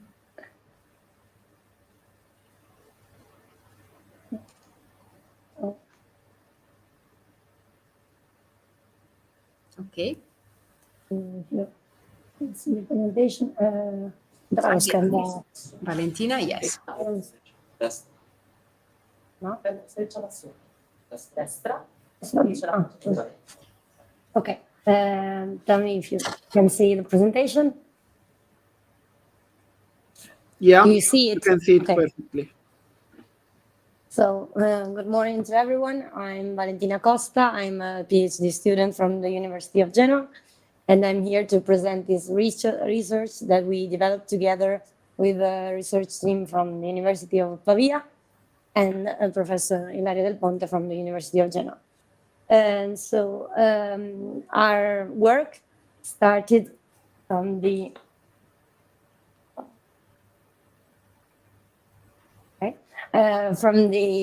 assumption that starting from the very beginning of the development of strategies to reduce climate change impacts on urban environment, mitigation and adaptation strategies have been addressed as complementary elements to be faced since 1992, when the United Nations Organization conference stated that they need to be addressed jointly. Nevertheless, since then, they have been addressed separately and with different strategies and at different pace. In fact, mitigation was addressed as the main driver of climate change in terms of polluting emissions production. So it was considered to be a priority to face mitigation before developing strategies against climate change impact on the urban environment, so that adaptation came later. But studies and research have shown in the years that mitigation and adaptation strategies need to be faced separately, also because of different features and elements characterizing them, since both have specific, special, and temporal scales in terms of impacts and in terms of action and interventions needed to be implemented, in terms of benefits needed by communities and territories, as well as for assessing methodologies and strategies in terms also of stakeholders and actors involved. Anyway, mitigation and adaptation strategies need to be faced together because of the fact that they both affect urban areas. And urban areas are at the same time the main centers where polluting emissions and CO2 are produced, but they are also the most vulnerable site and element because of the clusterization of people and activities that can be impacted by climate change. So that integrated initiatives need to be developed. And this assumption led us to the hypothesis of a multi-risk definition of climate-related risk towards the urban environment. So that risk and vulnerability assessment, which is a quite critical procedure, need to be developed at the same time facing energy and mitigation topic, as well as climate change and adaptation strategies through a multi-layered and comprehensive approach. The tool that the European Commission has implemented to face jointly mitigation and adaptation strategies is the Sustainable Energy and Climate Action Plan, which lays on a multi-risk assessment of territorial context at the municipal scale to face at the same time mitigation, adaptation, and energy poverty. This tool is developed into 3 main sections, which is risk analysis, risk assessment referring to specific territorial context, and then risk communication.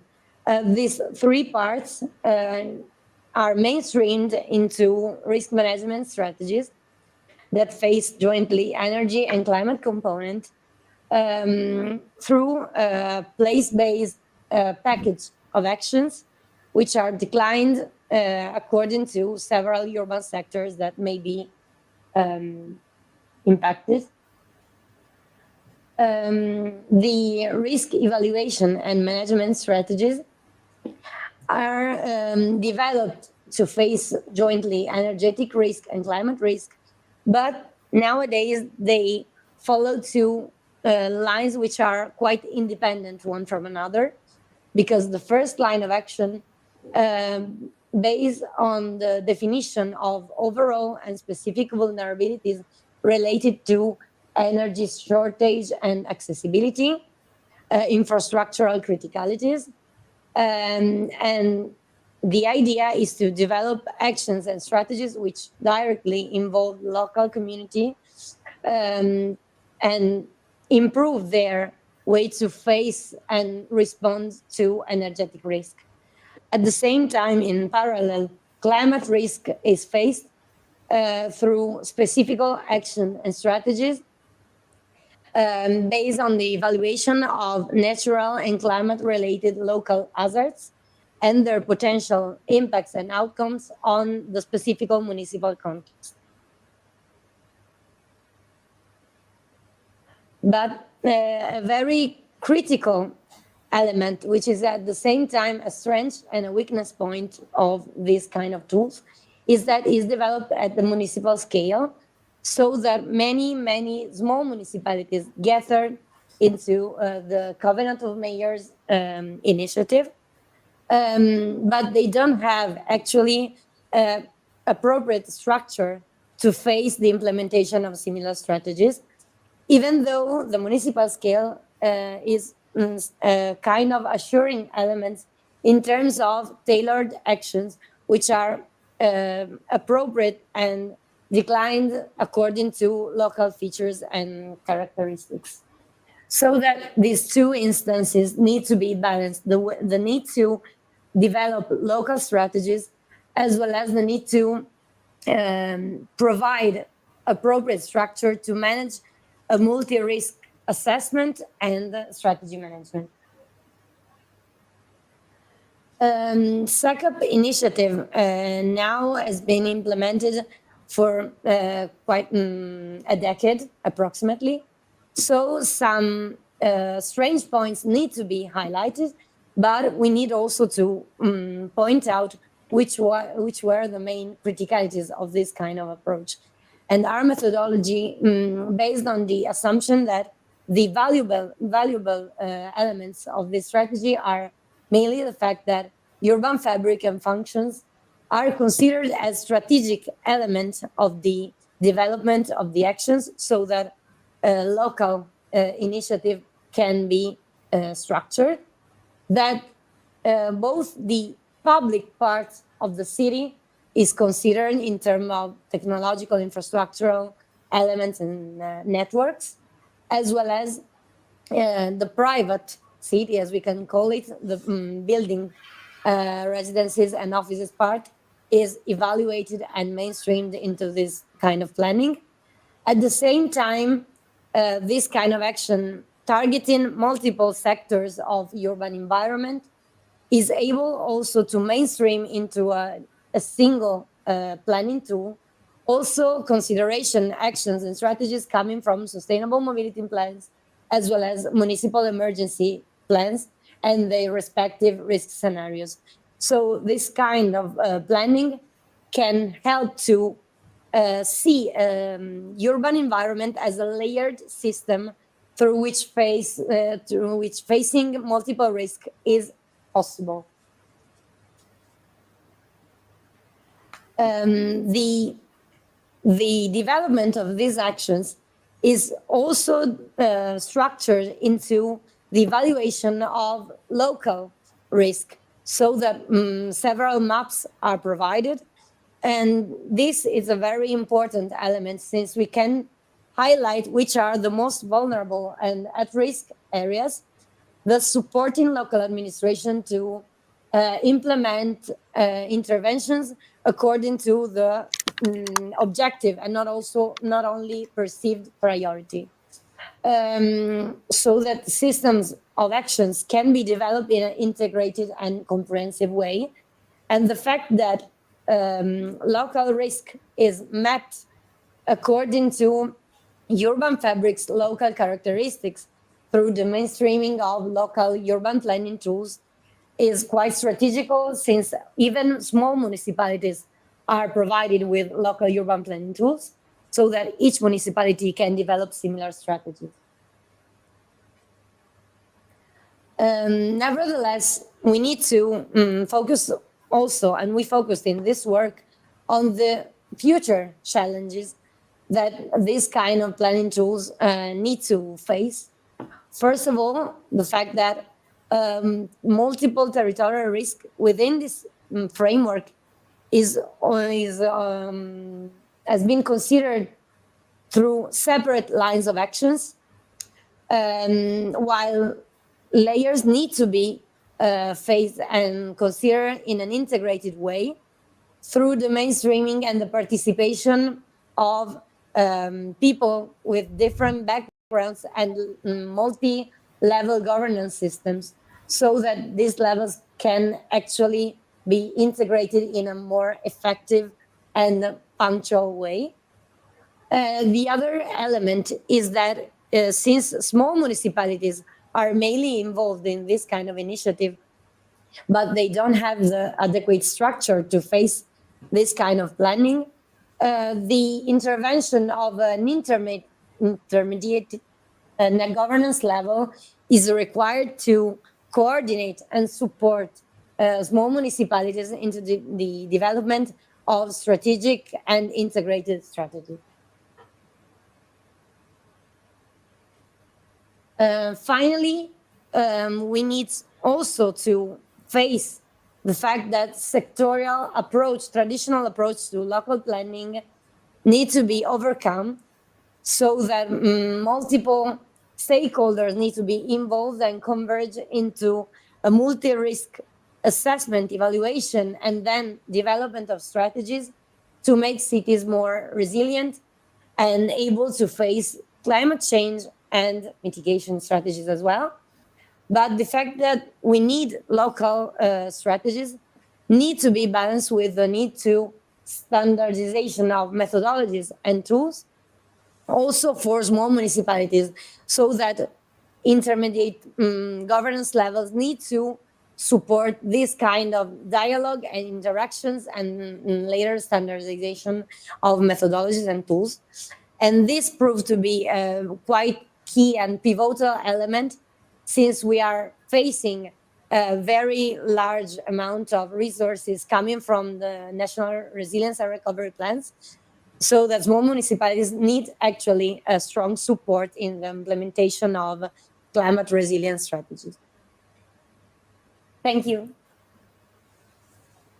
Thank you, Valentina, and all of the authors.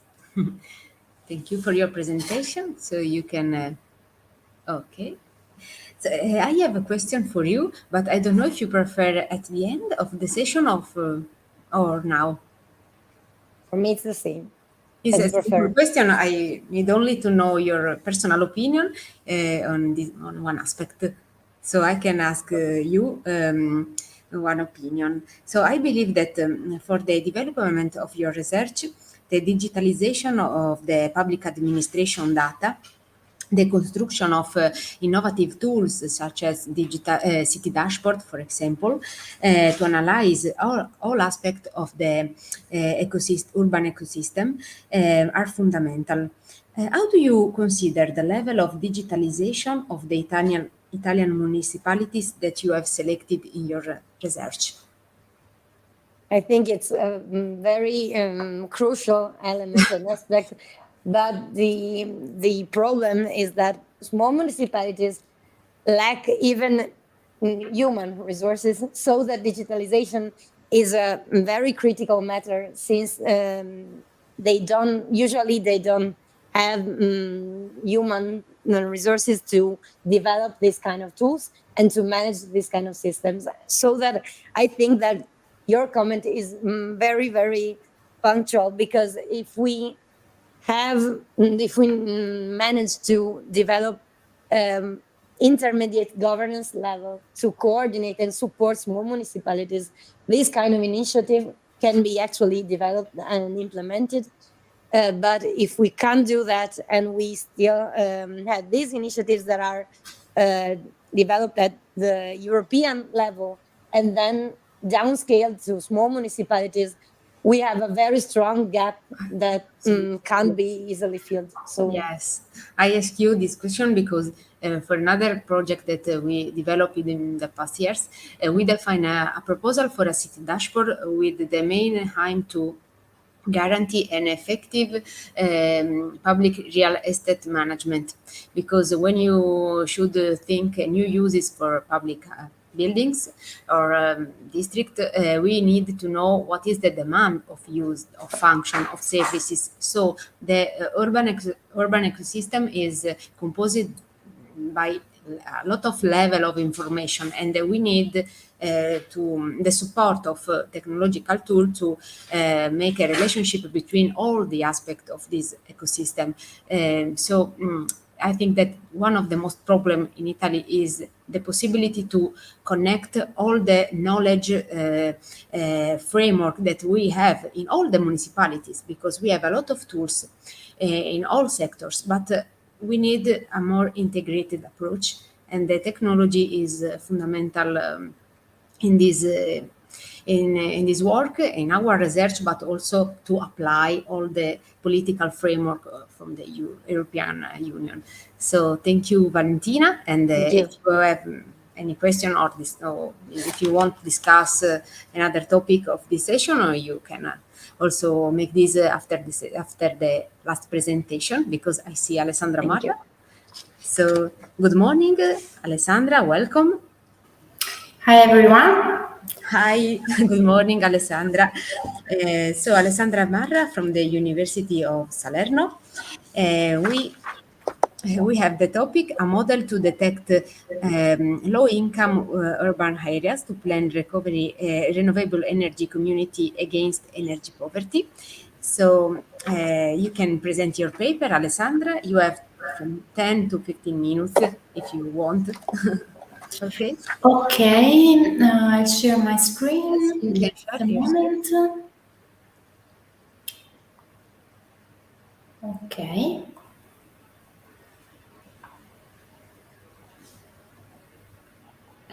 Okay. Can you see my screen? Yes. Sorry, Alessandra, I didn't tell you that with us there is Giulio Biondi, which is a technical assistant, and also the other authors of the paper that have been selected for this session. So you are the last the last presentation.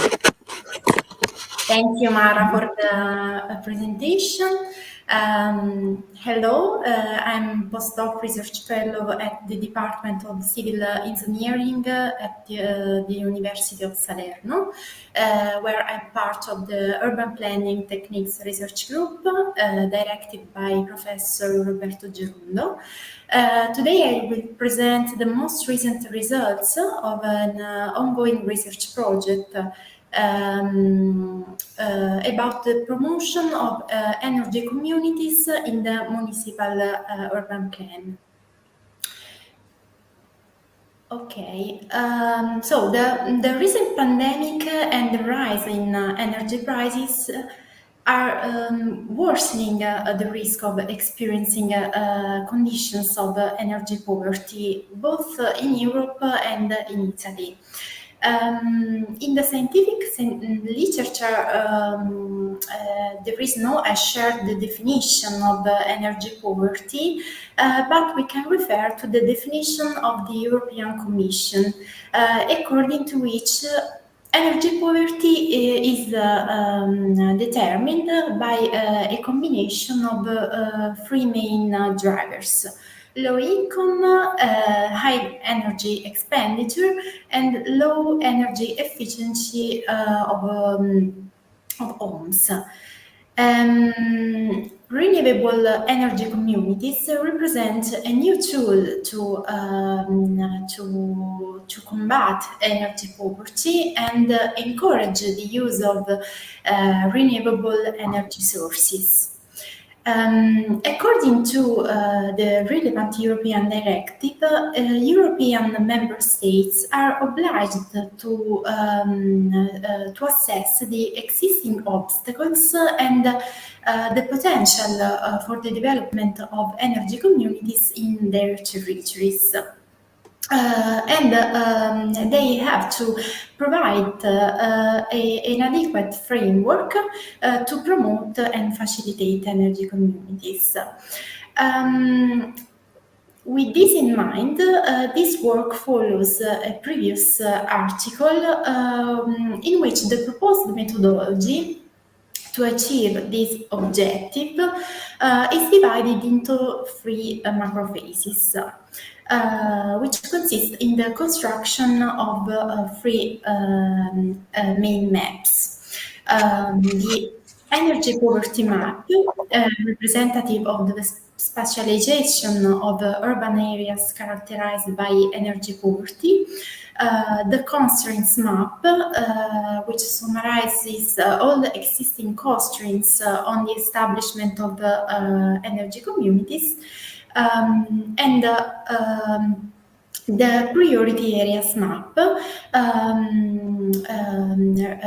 which represents the urban areas where to promote the establishment of energy communities as a priority, with urban planning and in particular with the municipal urban plan, with the general urban plan. So the specific aim of this work is instead to detail the already proposed methodology with particular reference to the assessment of low-income urban areas, which was expeditiously assessed with reference to public or social housing neighborhoods. Since an increasing number of families are at risk of energy poverty nowadays, we have to consider not only those residing in public or social housing neighborhoods. The model is applied to the case study of Pagani in the Campania region in Italy, in the context of studies and research for the formation of the municipal urban plan by virtue of an institutional agreement between the municipality and the Department of Civil Engineering of the University of Salerno. Pagani presents an high housing deprivation, ranking as the 44th municipality out of a total of Campania region municipalities. So it is an optimal case study for the purpose of this work. In addition, Pagani is the same study area investigated in the work that precedes this presentation, this paper. So it is possible to compare the results, and it is possible also to appreciate the progress made by the model presented today. In the Italian geographical context, the territorial variation of per capita income is not known at the intra-city level, so at neighborhood detail. In fact, the Ministry of Economy provides this data with reference to a lower spatial level, in particular for each Italian municipality, with the exception of some large cities. To overcome this problem, it is possible to consider other variables considered to be expressive of a potential socioeconomic hardship of families. To this end, a model for the construction of a composite index of urban poverty is proposed. The index is constructed starting from basic indicators selected following a review of the literature on the topic of poverty, deprivation, or distress affecting urban areas. This review is well described in a recently published book on the subject of urban decay. Overall, the selecting indicators can be traced back to several domains or urban poverty dimensions: employment, education and culture, demographic structure, building quality, and poverty data. So the construction of the composite index is carried out by first normalizing the basic indicators using the min-max method. Because among all the normalization techniques, this procedure makes it possible to relate the unique values of a single indicator to the maximum and minimum value that the indicator itself reaches in the territory under study, characterized of n spatial units that in this case are census tracts. So the composite index for each section is obtained through a weighted average of the normalized indicators, each of which is assigned a weight. If the indicators are not linearly correlated to each other, it is possible to adopt equal weights. In this case, the denominator of the formula in the orange box will be equal to the total number of uncorrelated indicators. One of the suitable methods to investigate the possible linear correlation between the variables is to calculate the Pearson index. And the correlation analysis should be carried out upstream the normalization, in order to avoid any distorting effects caused by this operation. So for the study area, all the proposed indicators merged into the composite index. because the correlation analysis revealed little correlation between the selected variables. Then the identification of different levels of urban poverty is carried out on the basis of a classification. This classification is carried out with the natural brick method, which allows to maximize the variance between the classes and minimize the variance within each class. So the obtained map of urban poverty shows that the composite index reaches its highest levels not only in areas traditionally considered low-income areas, the traditional public housing districts. Public housing districts result affected by a high and very high index, so they are confirmed as urban areas representative of a low income, so an income vulnerability of the residents.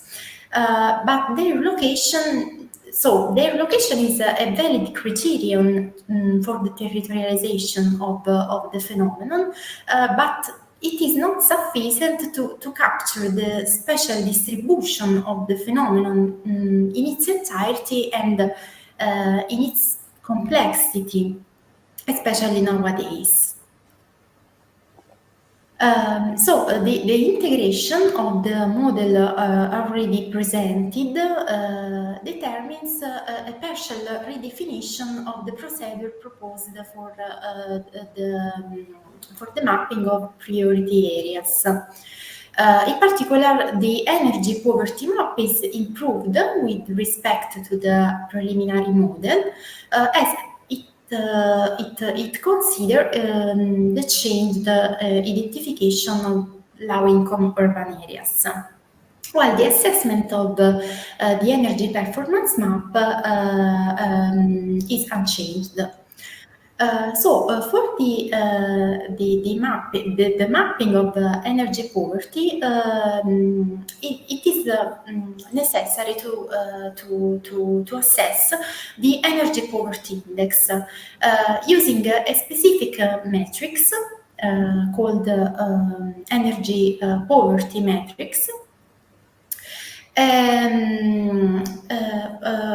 which relates the values of the urban poverty index with the energy performance classes. The number of classes within which the energy poverty index varies is set at 5 classes. So very low, low, medium, high, and very high, in line with what is defined for the urban poverty index. Also the constraints map is unchanged. For greater clarity, the constraint factors selected, the selected constraint factors characterize the territorial areas where the installation of plants for the production of energy from renewable sources is not allowed. Water bodies, protected areas, forest areas, areas with high hazard or hydrogeological risk, and areas and buildings of cultural interest. So the priority areas map is obtained through an overlay mapping between the energy poverty map thus obtained and the constraints map. The priority areas map identifies different priority classes. corresponding to the values of the energy poverty index. The same, very low, low, medium, high, and very high. And so the resulting map is more detailed than the priority areas map obtained in the previous work. In both cases, we can observe how the most critical areas are both in the urban center and in rural areas, so in scattered settlements of rural areas. This result suggests that planning energy communities against energy poverty requires the promotion of different spatial configurations of the communities, depending on the localization along the municipal territory. The methodology here presented can further refined. For example, the construction of the urban poverty index is made by a quick aggregation of the selected basic indicators. So it is easily implementable in ordinary planning activity in order to simplify the process of the municipal plan formation, which in Italy is particularly long and complex. But this simplification can affect the reliability of the results obtained, with particular reference to the threshold values chosen for the index classification. So in order to overcome this limitation, it is possible to further refine the aggregation technique for combining the input indicators, and this is a possible future development of the work. Thank you for your attention. Thank you, Alessandra, for your interesting presentation. So I know that we have also Rafael Sacchetto. One moment. As of now, it looks like not, Mara. I could see him connected before. Yes. But right now, he seems not to be in the room. Okay, because the problem is that this name is present in the conference program, but I don't have his paper. So I don't know. Maybe we can attend one moment. I have a question for Alessandra. I think that when you describe what are the conditions to assess and define the priority area, is really important that you stressed the fact that they are evaluated with the reference with the two main priority variables: the high energy consumption of residential buildings and the low income of residents. And you stressed specifically the second one aspect. But I think that I want to ask you, do you think that specific condition of protected areas like historic urban areas can be considered in the future step of your research to map further priority areas? Perhaps the Italian Historic Center may be understood as priority areas in which to address this action according to the place-based approach. So the limits of this kind of part of the city, historic centers, do you think that this particular condition could be essential to define a new priority areas? Okay, thank you for your interesting and appropriate question. So I specify, I first of all specify that historic centers are considered in the constraints map. Areas with high cultural and architectonic values are excluded from the areas suitable for the installation of plants for the production of energy from renewable sources. But the limitation of this approach is the variability of Italian historic centers. So it is necessary a detailed study for further refine the perimeter of the historic urban areas which are considered not suitable for the installation of plants for the production of energy from renewable sources. I think that the proposed methodology is valid for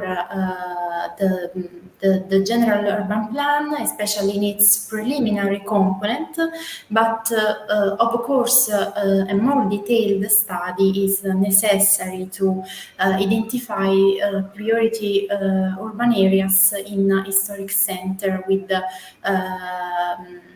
more attention. Okay, thank you. Thank you, Alessandra. So now we have Rafael Sacchetto. Rafael, are you here with us?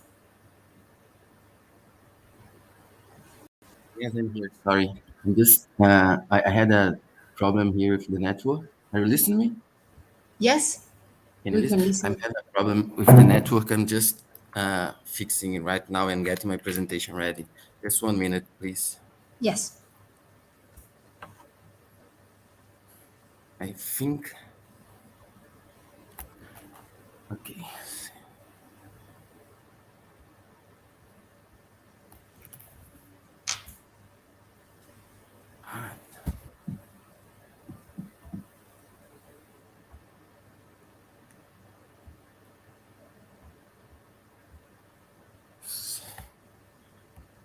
Okay. Okay, just 1 second, please. 1 moment. Yeah, I'm downloading the presentation right now, and I think I'll be able to share. Okay.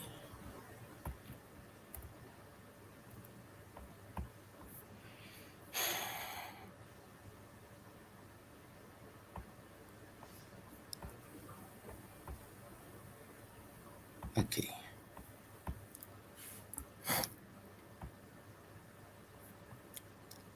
Can you see my presentation? Not yet. No? Nope. It's already.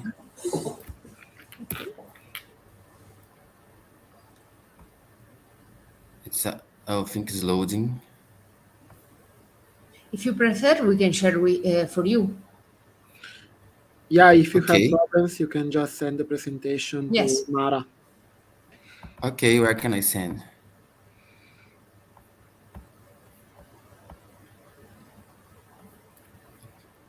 It's saying that's sharing. Yes, for 1 second, and then no.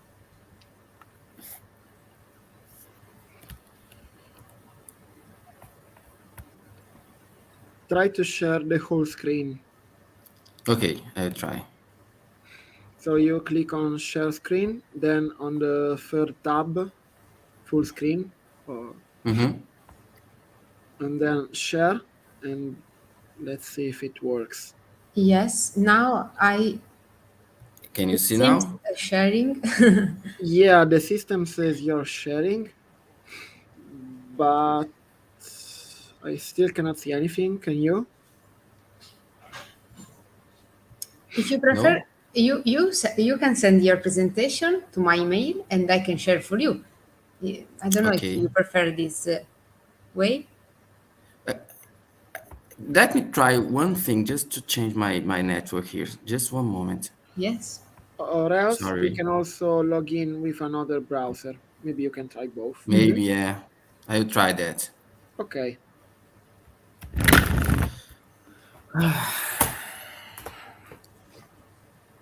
Let me try.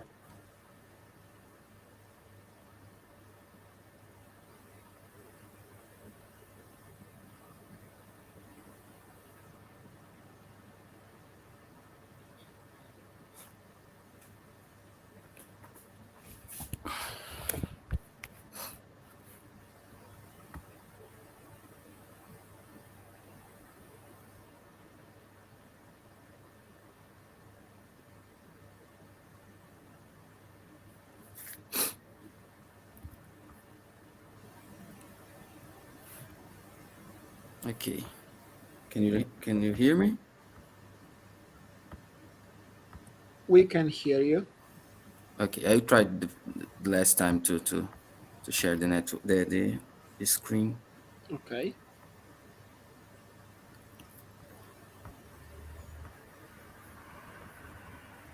Is it sharing?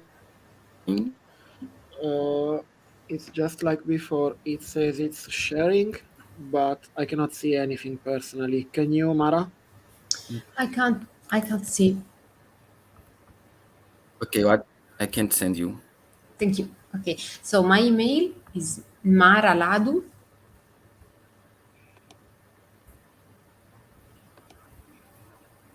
Is Okay. Maybe sorry. I can write in the chat. Mara? maraladu@hotmail.it. Gmail? No, Hotmail. Hotmail, okay. Yes. Maralado@hotmail.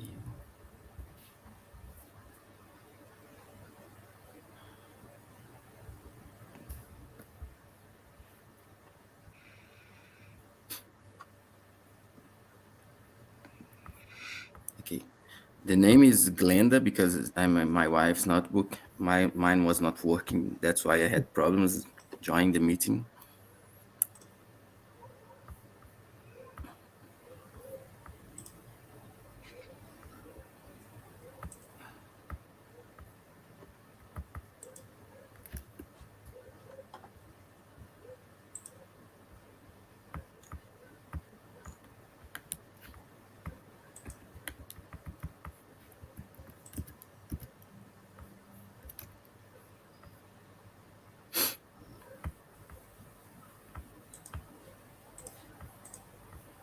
I didn't receive yet. Is this the email on the chat? .it. No, punto .it. Ah, sorry.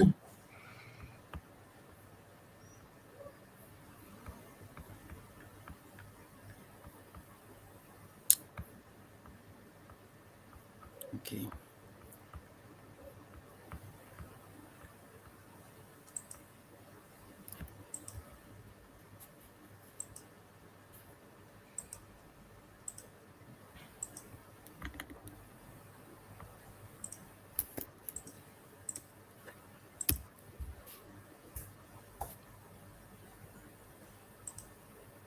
Okay.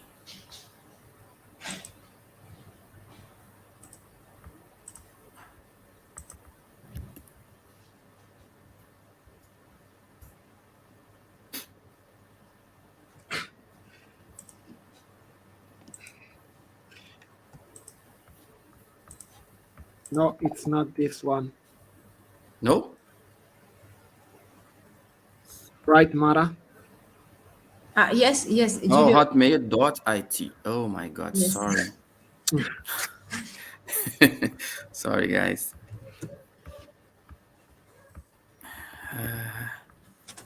Anything goes wrong, everyone. Everything goes wrong.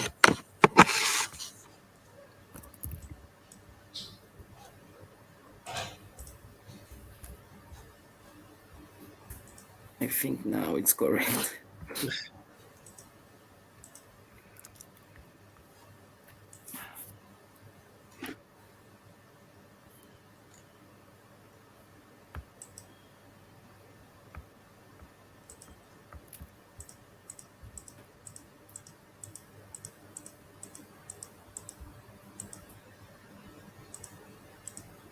Okay, now I have saved. Okay.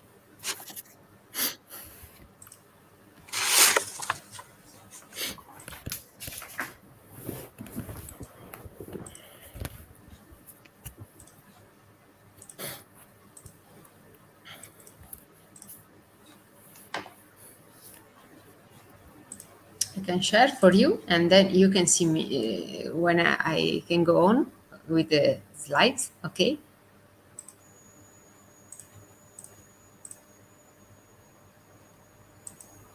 Okay, Rafael, can you see the presentation? Yeah, I see. Okay. Yeah, I can see the presentation. Okay, so Rafael, you have 10 minutes for your presentation. Thank you. So, hello everyone. Good morning from Brazil. I'm here to present a paper called ODA Shell, an interactive tool in a specific domain language to develop models based on ordinary differential equations. My name is Rafael Saqueto, and my co-author is Carolina Ribeiro Xavier. We are both from Federal University of São João del Rei. So just to make a fast introduction, there is a wide variety of phenomena that can be described by equations that relate changings of quantities. So as the derivative of the function provides the rate at which function is changing. So the equation describes this phenomena often involve one or more derivatives. So you refer then as a system of differential equations. Okay, next, please. Just some examples. One of the simplest models that we can have that was widely used on the pandemics to try to explain the COVID-19 spread is the SERP model. This is really simple, and it refers to it has three ODEs, one for the susceptible to infection, but a susceptible population to infection, the number of infected people of that population, and this one is just susceptible, infected, and recovered. This is just an example of system of ODs that can be used to model like this one of population dynamics. Next, please. There are several other models, more complex. This one was created by Hodgkin and Huxley in 1952. They won the Nobel Prize in physiology or medicine for this work, and it represents it models the ionic mechanisms underlying the initiation and propagation of action potentials in the squid giant axon. So this one is the base of several different action potential models, and we use that a lot in cardiac modeling and electrophysiology modeling. Next, please. So the ODs can capture complex systems, but to develop them is not really easy, requiring expertise in the subject and the mathematical techniques involved. So next, please. So you can after you model, maybe you want to simulate the model most of the time you want to, and solving them can involve using mathematical software. You can solve them analytically or numerically. Most of the time you want to solve them numerically. So it involves a lot of different software. You can use MATLAB, Octave, Python, NumPy, C, CVOD. You can write your own solver if you want to. So if you want to solve it, most of the time have to program the solution using any tool. To help in this work, we developed a solution called ODE Shell. That's an interactive tool and a specific domain language to develop models based on ordinary differential equations. So the software is composed by a domain-specific language to describe the ODs, a source-to-source translator that translates from the domain-specific language to, for now, just C, and an interactive shell to use if you want to, you can use it as an interactive shell. So the DSL is composed by some keywords. So the SIR epidemic model can be represented by basically these 3 last lines. So you have the OD for S, for I, and for R.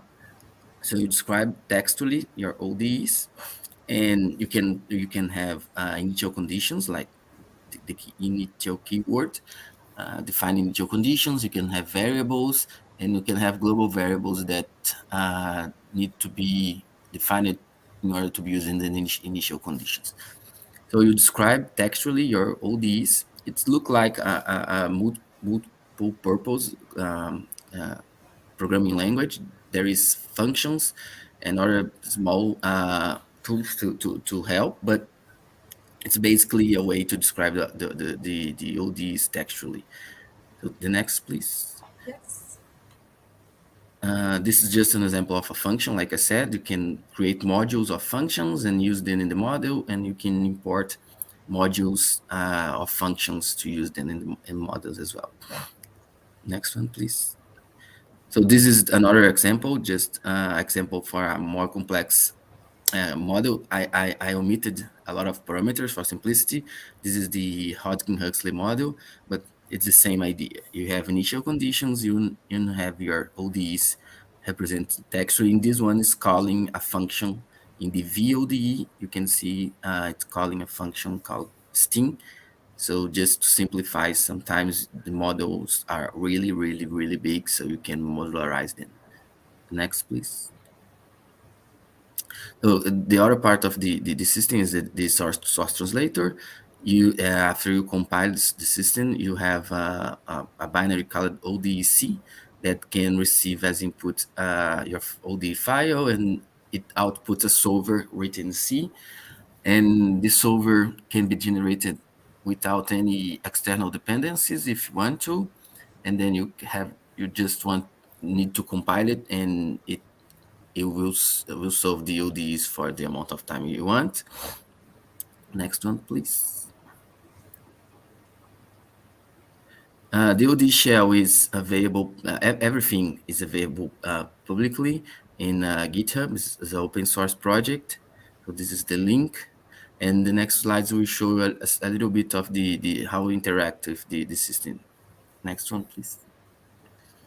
I wanted to make a live presentation, but unfortunately I can't. So this is just some examples. You can start the shell, passing a working directory, and then we can load. And when you have a full feature shell, you have history, you have auto completion, you have everything that a shell have, and you load your model. You can solve the model for the amount of time steps you want to, and you can plot the model. You can plot one variable, you can plot 2 variables, you can plot all variables of your model, and you can edit your model. There's a lot of features in the shell. In the paper, you have more details. So next one, please. Yes. So after plotting, you have the result of the OD. This one is plotting all the OD variables. So S, I, and R, as you can see. So the idea is to help the development of OD models. You can interactively change them and plot one version against other version, and that's the idea. In another idea is to make it easier to share models. For now, there's a way to share models, OD models, that's an XML format called CellML, and it's really complicated in my opinion. It's not easy for humans to read. It's easy for machines to read, but it's not easy for humans to read. So that's the whole idea of this program. So thank you, and sorry, really sorry for the inconvenience. Thank you, Rafael. Okay. I'm sharing or no? You're sharing your browser. Yeah, still sharing. Yes. Yes. Okay. Now? Okay. Okay. Now. Okay, now it's fine. Okay, perfect. So thank you, Rafael, for your interesting presentation. Maybe all of us can read your paper and then understand how can we use these tools for our research. And yes, it's very interesting. I don't know if you want to add some information, or for example, another example of how you use this kind of program and tools for your work. I work with cardiac modeling, cardiac electrophysiology modeling. So each cell in the heart is comprised by actually the heart is comprised by different cells, and each cell has its own is represented by its own OD model. So in order to simulate the heart, the electrophysiology of the heart, you need a system of ODs and a system and a PD. So the OD part I use a lot for changing parameters, simulating diseases. So we use a system of OD systems a lot in electrophysiology modeling. So that's for me. And last year, the pandemic years, we use it a lot for COVID modeling. Predictions. We use the different model, not SIR, but based on SIR, to predict deaths and the outcome of the pandemic here in Brazil. So we had a lot of papers. One in ICCSA, I think it's 2022, I think, about COVID as well. Okay. So we use it for COVID, and now we use for cardiac electrophysiology modeling. Sorry, now you use for? Can you cardiac electrophysiology modeling. Okay. Perfect. Thank you. Thank you, Rafael. I don't know if there are any questions from people that are in the room.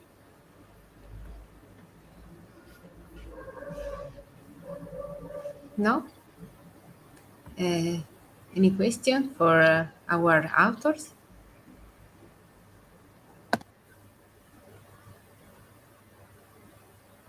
No? I think no. Giulio, have you seen something in the chat? No? No. No? Any question? Okay, no. So now we can finish our session, and I'm really great to see and hear your presentation, and they are a lot of they were really interesting for me, all topics that I listened today, and I think that when we have the opportunity to read your paper, we can find a lot of element for improve our research, and I hope that also for you will be the same. For me, absolutely yes. So thank you, everyone, and I hope to see you again in the next ICCSA conference.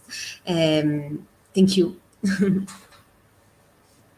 Thank you, Mara. Thank you. Thank you. Bye. Thank you for your work. Bye bye. Thank you. Bye. See you. Bye bye. Bye bye.